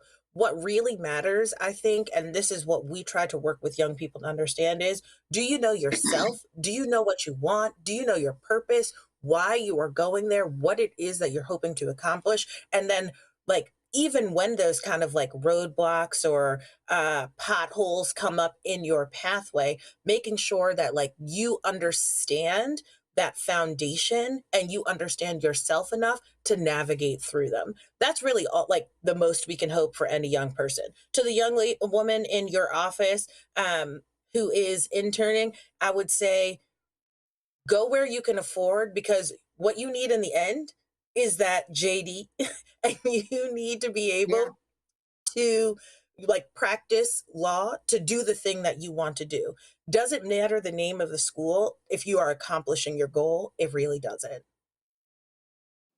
Well, as we depart, I want to ask you one final question. You are in New York City. How is it that people get connected with you, and how do you work with them? Is it one-on-one coaching? How do they even get started? That's a great question. One Goal is a program, and we actually work with high schools. So we're in about 20, 25 schools across the New York City area, and we've recently expanded outside of the city up into some of the suburbs and into the rural Wayne County area. And so, yes, you have to kind of, in order to be connected with One Goal, you have to go through your high school. But you can reach us, and we can reach out to your high school on our website, onegoal.org. And also, to be connected to me personally, you can find me on LinkedIn, Elena Minor Harper, Dr. Elena Minor Harper, and I will connect with you. All right. Financial aid, real quick, do you lead them to resources for that? Because that is a big deal. It's like a whole school in and of itself to learn that process.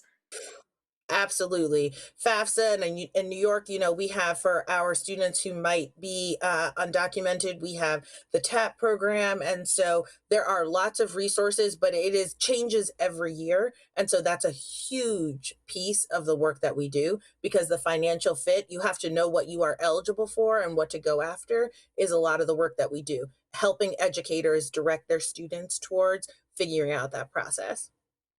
All right, great information. Elena Harper, the Executive Director of One Goal New York City. I am assuming and hoping that people have watched this and they're going to reach out to you. You've been great. Thank you so much for being with us. Thank you for having me. Have a wonderful evening. All right, you too. You're watching Roland Martin Unfiltered here on the Black Star Network. Stay with us. We will be back after a short break.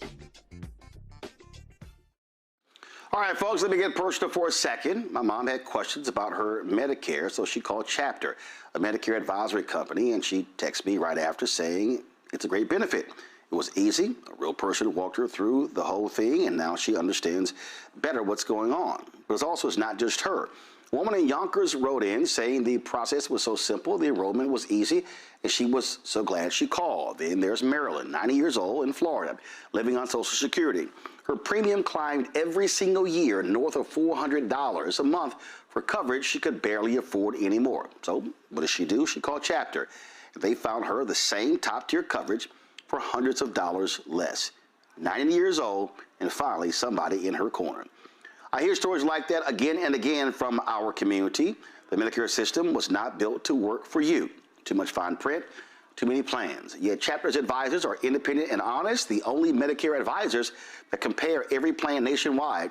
They're focused on one thing, what actually works for you. If you're already in the right plan, they'll tell you. No games, and people who switched with Chapter saved an average of $1,100 a year. All it takes is 20 minutes. You talk to a real person, and it's completely free help. So call Chapter at 724-264-8281, 724-264-8281. That's Chapter. Let me ask you a question. Why do so many people seem to think they know black men so well? What they think we want, what they think we need. Hell, they even tried to tell us why and how we voted, but never had a conversation with us. Never asked us how we felt, what brings us joy, what makes us angry, what makes us scared. How do we live? That's what this show is about. No translation. because we don't need anybody speaking for us. We can speak for ourselves. This will be a show where we bring brothers on that you don't see on every other talk show. Nope. Brothers that are doing work in local communities with black men for black communities. We're going to hear each other and try to understand so perhaps we can move forward together. No translation, because we don't need anybody speaking for us. Nope. What we need is each other. No translation, right here on the Black Star Network. Check it out. I'm Russell L. Honoré, Lieutenant General, United States Army, retired, and you're watching Roland Martin Unfiltered.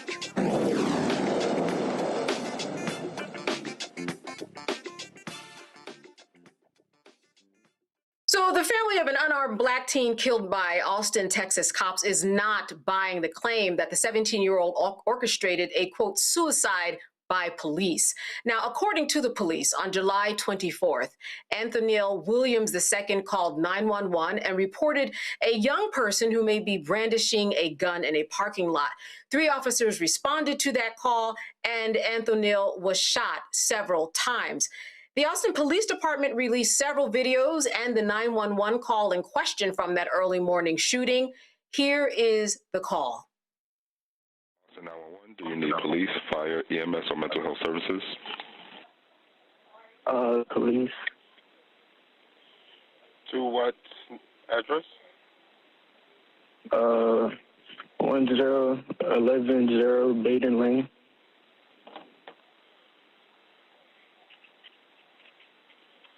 10110. And what's the Baden Lane, BADEN Lane. 10110 Baden Lane. This is a house, apartment, or duplex? It's a parking lot.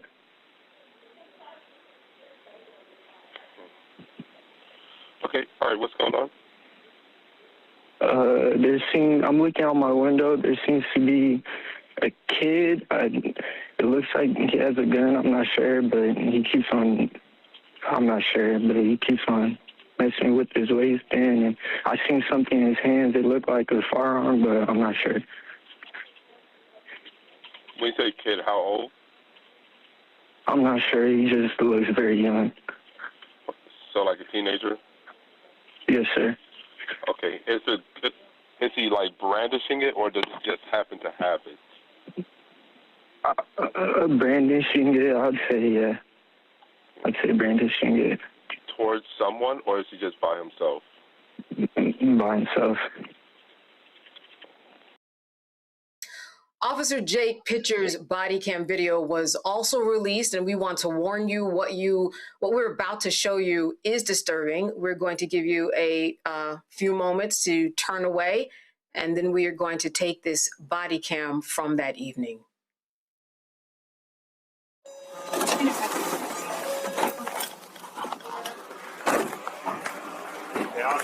Hey, keep your hands up. What's going on, bro? You all right? You doing all right? You doing all right? Hey, keep your hands up.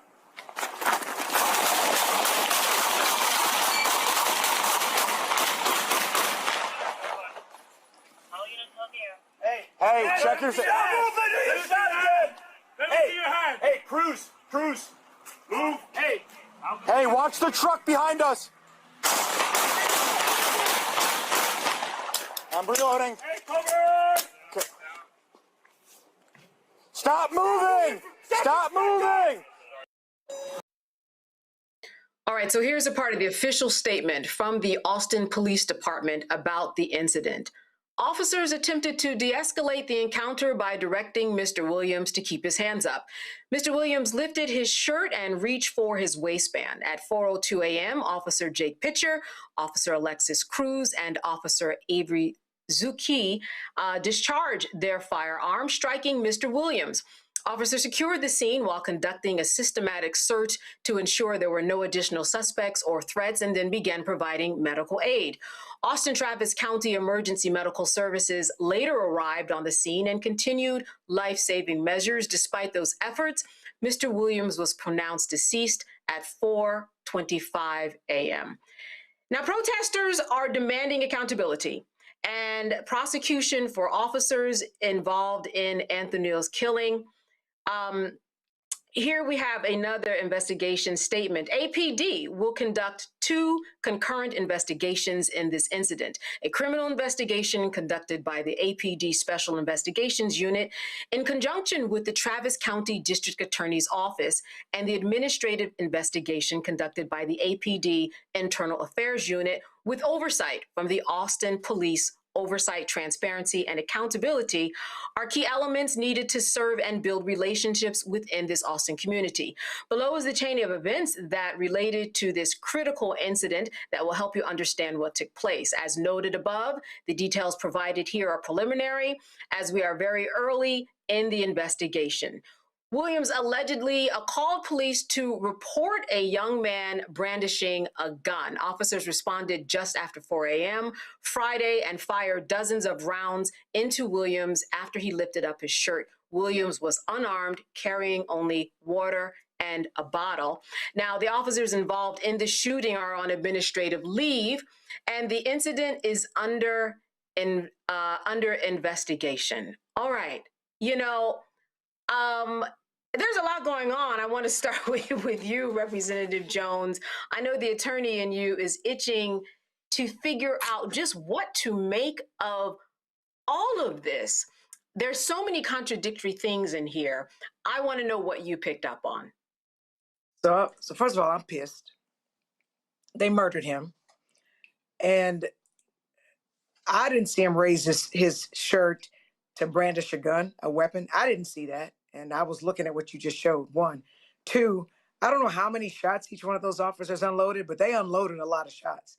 So he's on the ground, and then they're screaming, "Stay down." Let me be clear. Your self-preservation, somebody hits you somewhere and it hurts, you're going to move to touch it. That's just what you're going to do. So he's a threat. He's on the ground. He hasn't shot at you. You've done all the shooting. I'd be curious to know, are they on paid leave? I'm certain they are. They shouldn't be. They murdered this kid. They murdered him. And it's so funny to me, as a criminal defense lawyer, officers get all this advanced training to do things, and every single solitary time that people say they use this excessive force, they always say, "I was afraid."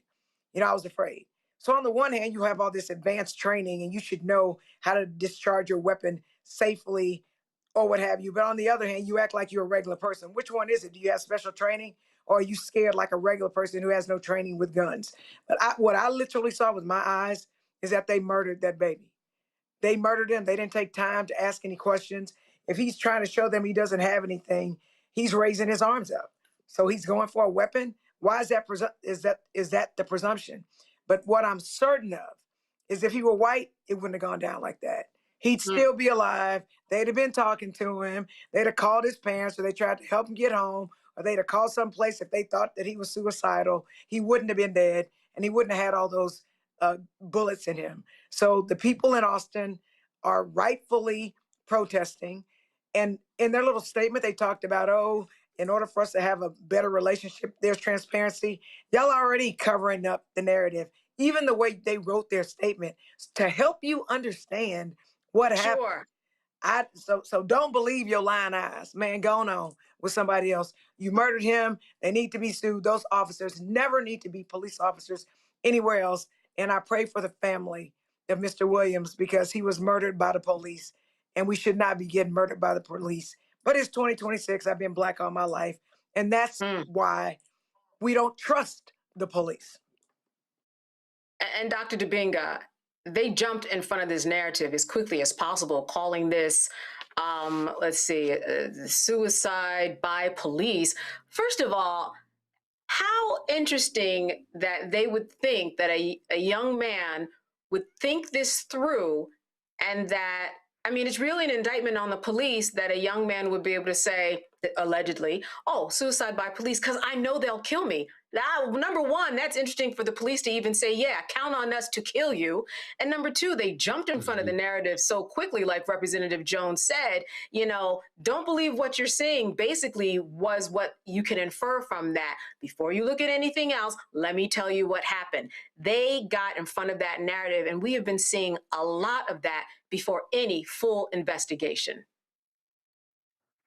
Well, yeah, it actually has me thinking of the Nolan Wells case, in Mississippi, and how, the sheriff there and their department, basically came out with their own conclusions, right? And some of these other guys whose names I don't want to give any platform to, are interviewing these kids and having their own conclusions drawn as well before an investigation's even done. It makes me think about it as it relates to this. I want to pick up on two things that Representative Jones said. Number one, the number of shots that were fired at this young man.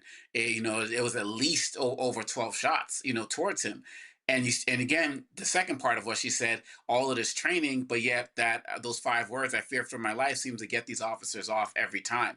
There needs to be a deeper investigation into this. There needs to be better type of de-escalation. But like we said, this de-escalation seems to work when it comes to white people. Why can't they be coming into these spaces with non-lethal weapons that can still put people down? I understand that people say this isn't like TV where you just like shoot for a kneecap or something like that, but you can come in with non-lethal weapons. But when it comes to our community, we don't get that benefit of the doubt. So given what we know, as Representative said, we've been black all our lives. We've seen officers get off for less than what we're about to see here. And so the fact that they're already forming this narrative, the suicide by cop narrative, which everybody knows them, Law and Order and all of these things, it's really setting them up at level 2. It's really setting them up with an advantage in this case. And who is speaking up for this child? Who's speaking up for what he was dealing with? Who's speaking up for maybe a mental health issue that was going on as well? That he deserves that. His family deserves that. And the protesters out there calling for justice also deserve that as well. Representative Jones, I mean, when we talk about mental health issues, we always hear this. We always hear how officers are just not equipped to deal with any mental health issues. Even some of those who've gotten training, they do not meet the mark. And that is possibly what was going on here. I'm going to say it again. I saw what I saw, and you saw what we all saw. They murdered him. But I will tell you that whenever I have these officer-involved shootings in my law practice, the police always are terrified, and that's why they did what they did. They'll empty their entire chamber, and they'll keep shooting until there's nothing there. But what I've seen, even as a city council member, which we were over the Houston Police Department, right? And now as a state rep, we're over like state police. What I know from the police when I hear is they don't teach them to non-lethally shoot. They teach them to hit center mass. That's what they teach them to do. So we think that they are trying to wound you. And when they shoot the gun, they are trying to kill you every single solitary time, which is exactly why, if they're going to discharge their weapons, they need to make good and damn sure that the person that they're shooting at is. I don't want to say that there's ever a time to shoot somebody just to wound them, but if they shoot, they absolutely intend to kill them.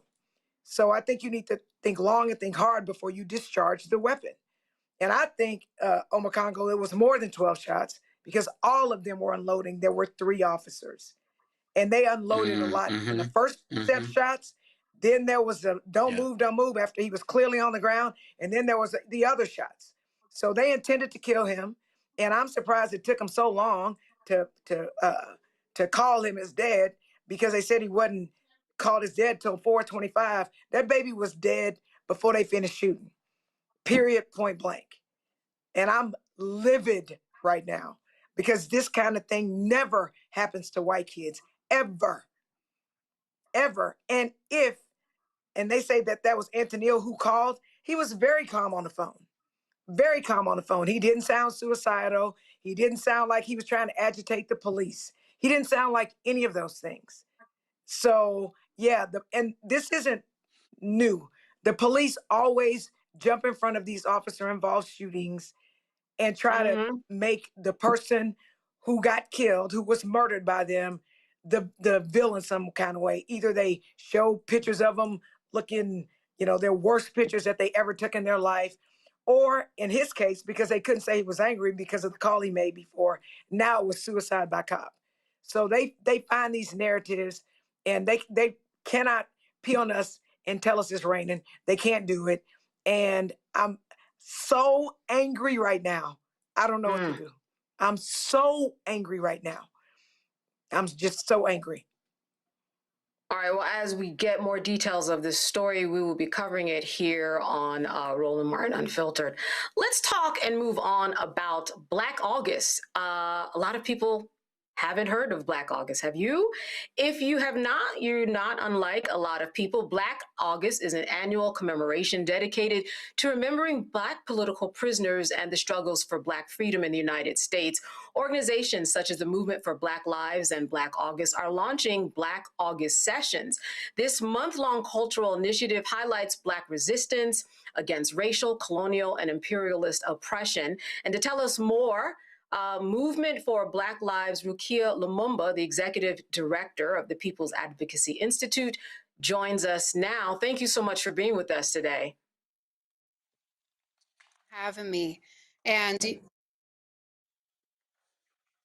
all right, Yes. Can you all hear me okay? Yes, we can hear you okay. Listen, for people, and I just read an introduction, obviously, but I would love to hear in your own words how you ideally want to see Black August be celebrated, recognized as people around the world, and try to understand what this is about. It would be remiss of me if I did not start by just acknowledging the very important segment you just aired around the baby, the teenager, and Austin Anthony Williams II. All right, you know what? I'm going to jump in a little bit. Your audio is breaking up a little bit, so technical issues. If you give us just a moment here, as you continue to tell us about Black August, give me an indication back in the control room as to whether or not we are there or not. Okay. All right. We don't have her yet. I think it's very interesting, Dr. Dibinga, as we get her just briefly, that we have this Black August. I'm sure you've heard of it. A lot of people have not, but we've heard about Black History Month. So, how do you make sense of the two of those?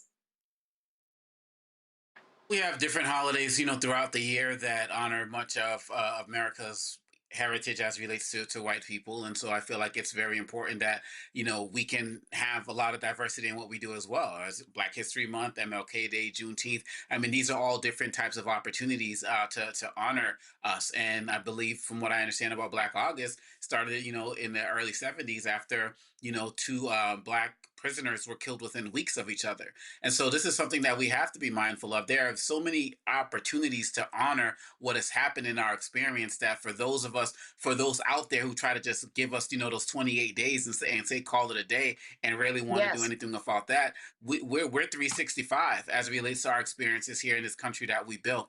And so it's extremely important. I know people talk about this within the United States, but, overseas, my dad was a political prisoner, and it's really important to understand how this works and how this gets honored. And with what little history we were getting in school before all of this anti-DEI backlash, this is an opportunity for platforms like the Black Star Network, with the guests we're having, Ms. Lumumba.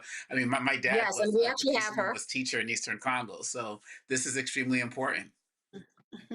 Yes, and thank you for that. We have her back, Ms. Lumumba. Thank you so much for being with us. You said that you would be remiss if that's where we dropped you. Yeah, if I just didn't start by just acknowledging Anthony Williams II and his heart in his killing, and so just want to start by that. And this is why Black August is so important. It is a time that we acknowledge our countless organizers, activists, and freedom fighters who sacrificed their freedom and their lives in the struggle for Black liberation, something that we're still fighting for today. It is a month of remembrance, of reflection, of study, and recommitment to our ongoing struggle for Black liberation. As our beloved currently incarcerated elder Mumia Jamal tells us, August is a month of meaning, of repression and a radical resistance, of injustice and divine justice, of repression and righteous rebellion, of individual and collective efforts to free the slaves and break the chains that bind us. Those are the words of I'm going to jump in. I want to jump in and ask, how can you direct people to celebrate and recognize these Black August sessions? What's a good way for a community to start if they have not been doing this? What are people already doing that you think is worth repeating? Yeah, one, you study. August is about study. It's about training. It's about fasting, and it's about fighting. And so we study during this month, study about our history, all of the great struggles and the great victories that we've had in August, but also all of the great hardships that we've had. It's a great time to study. And so if you go to m4bl.org, you can see a list of resources for our Black August resources. It's about training. It's time for us, we have to be healthy. We have to exercise. We have to be ready at any time. What they say, we have to stay ready so we don't have to get ready. And it's also about fasting. Fasting is important. It's about discipline, the ability to discipline our minds, our bodies, our souls. So whether it's fasting from sunup to sundown or giving up something like sweets or choosing to only eat at certain times of the day, it's about that discipline, exercising that discipline. And then it's also about fighting, continuing to fight for our justice, for our people, and for a liberated and a better world, right? And so that's what Black August is about. Yeah, and we've run out of time, but I just want to highlight again Black resistance against racial, colonial, and imperialist oppression. I want to thank you so much for giving us an idea and filling in the blanks for a lot of people who don't know what Black August is all about. Thank you so much for being with us, and good seeing you. Thank you. Appreciate it. Absolutely. All right. Let's go to a commercial break. You are watching Roland Martin Unfiltered here on the Black Star Network. We have another guest for you. Stay with us. It's a good one. All right, folks, let me get personal for a second. My mom had questions about her Medicare, so she called Chapter, a Medicare advisory company, and she texted me right after saying it's a great benefit. It was easy. A real person walked her through the whole thing, and now she understands better what's going on. But it's not just her. A woman in Yonkers wrote in saying the process was so simple, the enrollment was easy, and she was so glad she called. Then there's Marilyn, 90 years old, in Florida, living on Social Security. Her premium climbed every single year north of $400 a month for coverage she could barely afford anymore. So what does she do? She called Chapter. They found her the same top-tier coverage for hundreds of dollars less. 90 years old, and finally somebody in her corner. I hear stories like that again and again from our community. The Medicare system was not built to work for you. Too much fine print, too many plans. Yet Chapter's advisors are independent and honest, the only Medicare advisors that compare every plan nationwide. They're focused on one thing, what actually works for you. If you're already in the right plan, they'll tell you. No games. People who switched with Chapter saved an average of $1,100 a year. All it takes is 20 minutes. You talk to a real person, and it's completely free help. So call Chapter at 724-264-8281, 724-264-8281. That's Chapter. Let me ask you a question. Why do so many people seem to think they know Black men so well? What they think we want, what they think we need. Hell, they even tried to tell us why and how we voted, but never had a conversation with us. Never asked us how we felt, what brings us joy, what makes us angry, what makes us scared. How do we live? That's what this show is about. No translation, because we don't need anybody speaking for us. We can speak for ourselves. This will be a show where we bring brothers on that you don't see on every other talk show. Nope.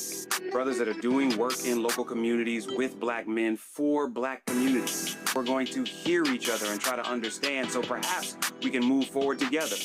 No translation, because we don't need anybody speaking for us. Nope. What we need is each other. No translation, right here on the Black Star Network. Check it out. My name is Bill Duke, and you're watching Roland Martin Unfiltered.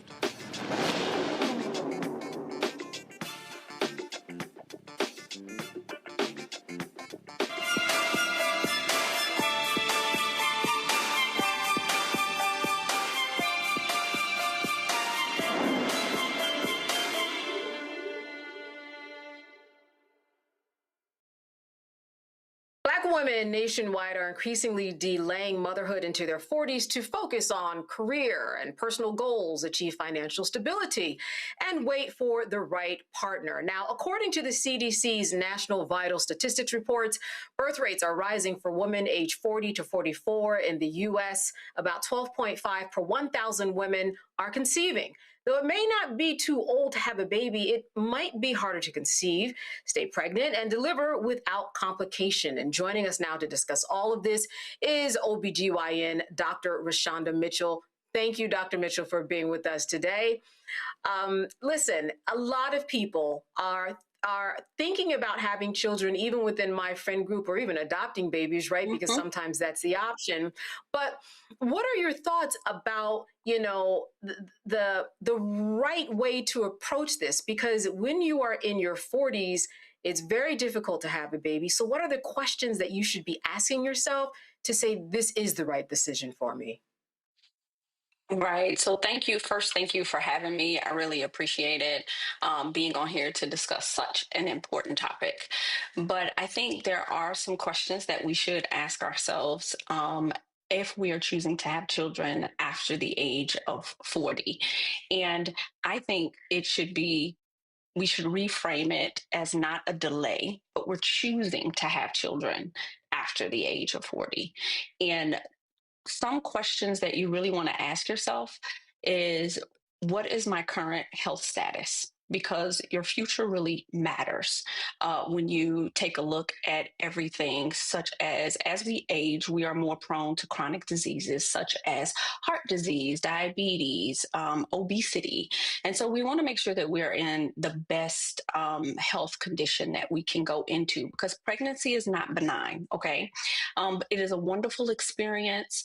However, it does put a little extra stress on the body. So from a medical perspective, I would definitely say you want to make sure that your health is in top tier shape. Second thing is to look forward to is, what is your support system going to look like as you choose to have or start your family later in life?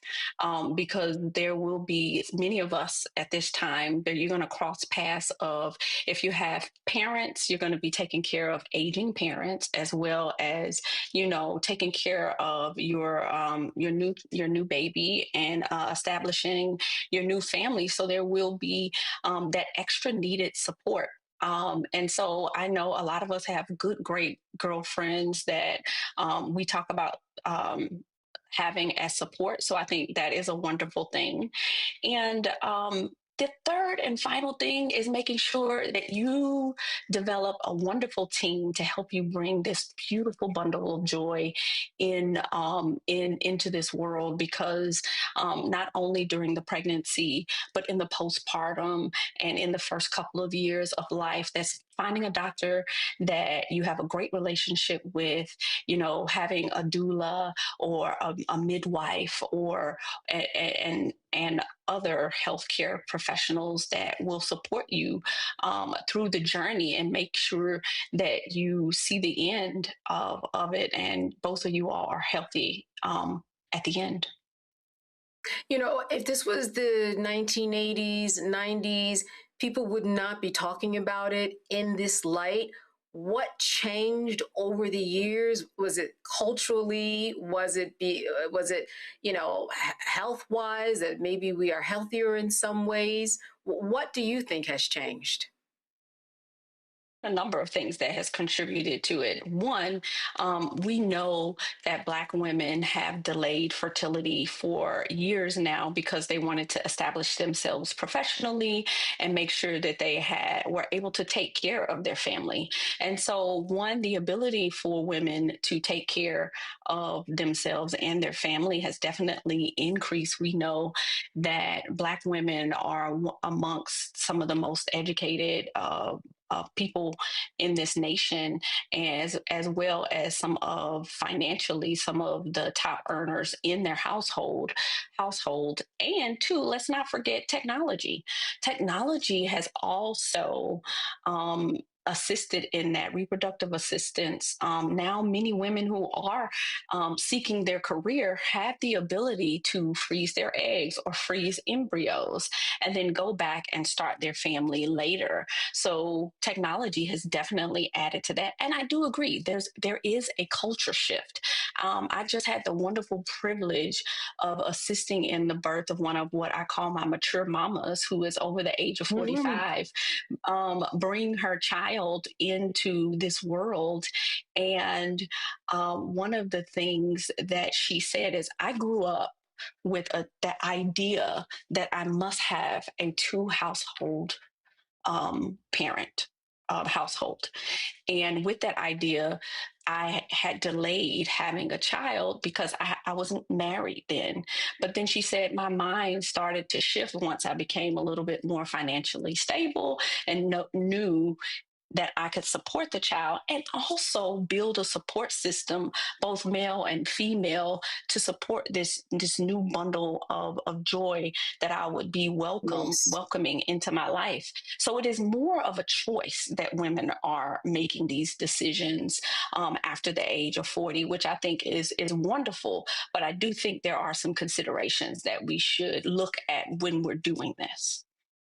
Yes. One of the considerations in terms of, being healthy, what do you see? Is there a thread that Black women, from the studies that kind of have, or something that they generally go through that overall also keeps them back in terms of just health? What health-wise makes a woman really not a good candidate, or something that they need to correct before they get pregnant? So I'm a maternal fetal medicine physician. So I deal with high risk pregnancies. This is what I do. And these are the numbers and the things that keep me up at night. And so like in 2004, the maternal death rate for Black women over the age of 40 was 148 per 100,000, where for white counterparts, that number was only 59 per 100,000. Now you have the same biology, the same time, age, but there are other things that play into it. And we know that racism is one. We know, and the system as a whole, but also we have to think about our starting health at 40. Some of the things and risk factors is that we need to look at obesity. We know that obesity can contribute to things like diabetes. We know that if you come into pregnancy with these things, that you are increased risk of having a poor perinatal outcome. You have to worry about preeclampsia. We know that's elevated blood pressures in pregnancy, gestational diabetes from being overweight. And let's not forget that as we age, you do have an increased risk of having a child with a chromosomal abnormality. Now, that doesn't mean it's the end all be all. We have tests for that.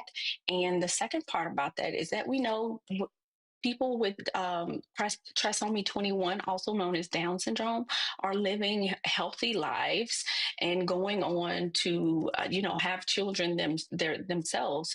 So I think, medicine overall is evolving. So things that I would say really make a difference is managing your weight, managing your blood pressure, because cardiovascular disease is one of the leading causes of maternal morbidity and mortality in the United States. So managing those things, and diabetes or any other chronic conditions such as thyroid disease and things like that, making sure that, or autoimmune disorders such as lupus, which is very common in our community, making sure those are well controlled before we step into motherhood at that time. All right. Well, as we close, quick question, and that is this. For someone who might be watching, and let's say they're 47 years old, and they are in good health, what do they do right now to prepare? I would imagine it's a little different than someone who's 28 years old, or does it change much? Yeah, so, I would say see a fertility specialist right away. Do not delay. Some of us, we delay because we don't want to accept some of the realities and some of the difficulties associated with childbirth or becoming pregnant at such a late age. And so, overall, I think, of course, society, we need to, shift so that women can have their children at a younger age, but that's a whole nother topic. And then one of the things that I would say is like Black women, we are having babies at 40, not because we ran out of time. It's just that, we're having them because we finally have time to have them. And our job in medicine is really to make sure that the decision doesn't cost them their lives. And so right now, I would really encourage them to go see a fertility specialist, also known as a reproductive endocrinologist. Go see their OBGYN and build your team. You need somebody on your team like me, like a maternal fetal medicine physician who understands some of the risk factors that are associated with it. And also be honest with yourself. You may not be the candidate for the at-home birth because of some of the comorbidities associated with it. And if this is your last time at giving motherhood a chance, then you want to make sure that you optimize the outcome. And so being available for both, having medical care available for both you and your child is important and essential in that. Making sure you have a doula, make sure you have whether it's your partner or whether you have your family members there to support you in this journey is really important, because mental health is also plays an essential role in maternal morbidity and mortality. So the trend is to stay strong. We're going to work with you all to decrease this maternal morbidity and mortality disparity. And, those would be the things that I would really encourage them. Build your network, and we are here for you in this community. Come and see us. All right. As you said, Black women choosing to have babies at a later date. Dr. Rashonda Mitchell, thank you for being with us today and catching us up on everything that we need to know for women who are going down this lane. Good to see you and good to have you. All right. Thank you for having me. All right. I also want to thank our guests, Dr. Makongo Dabinga, A. Scott Bolden, and Representative Jolanda Jones. Thank you for being with us today. And thank you for being with us here on the Roland Martin Network, here on Roland Martin Unfiltered. As always, good filling in for Roland. Good to see all the comments come in. And I will see you next time on the Roland Martin Network.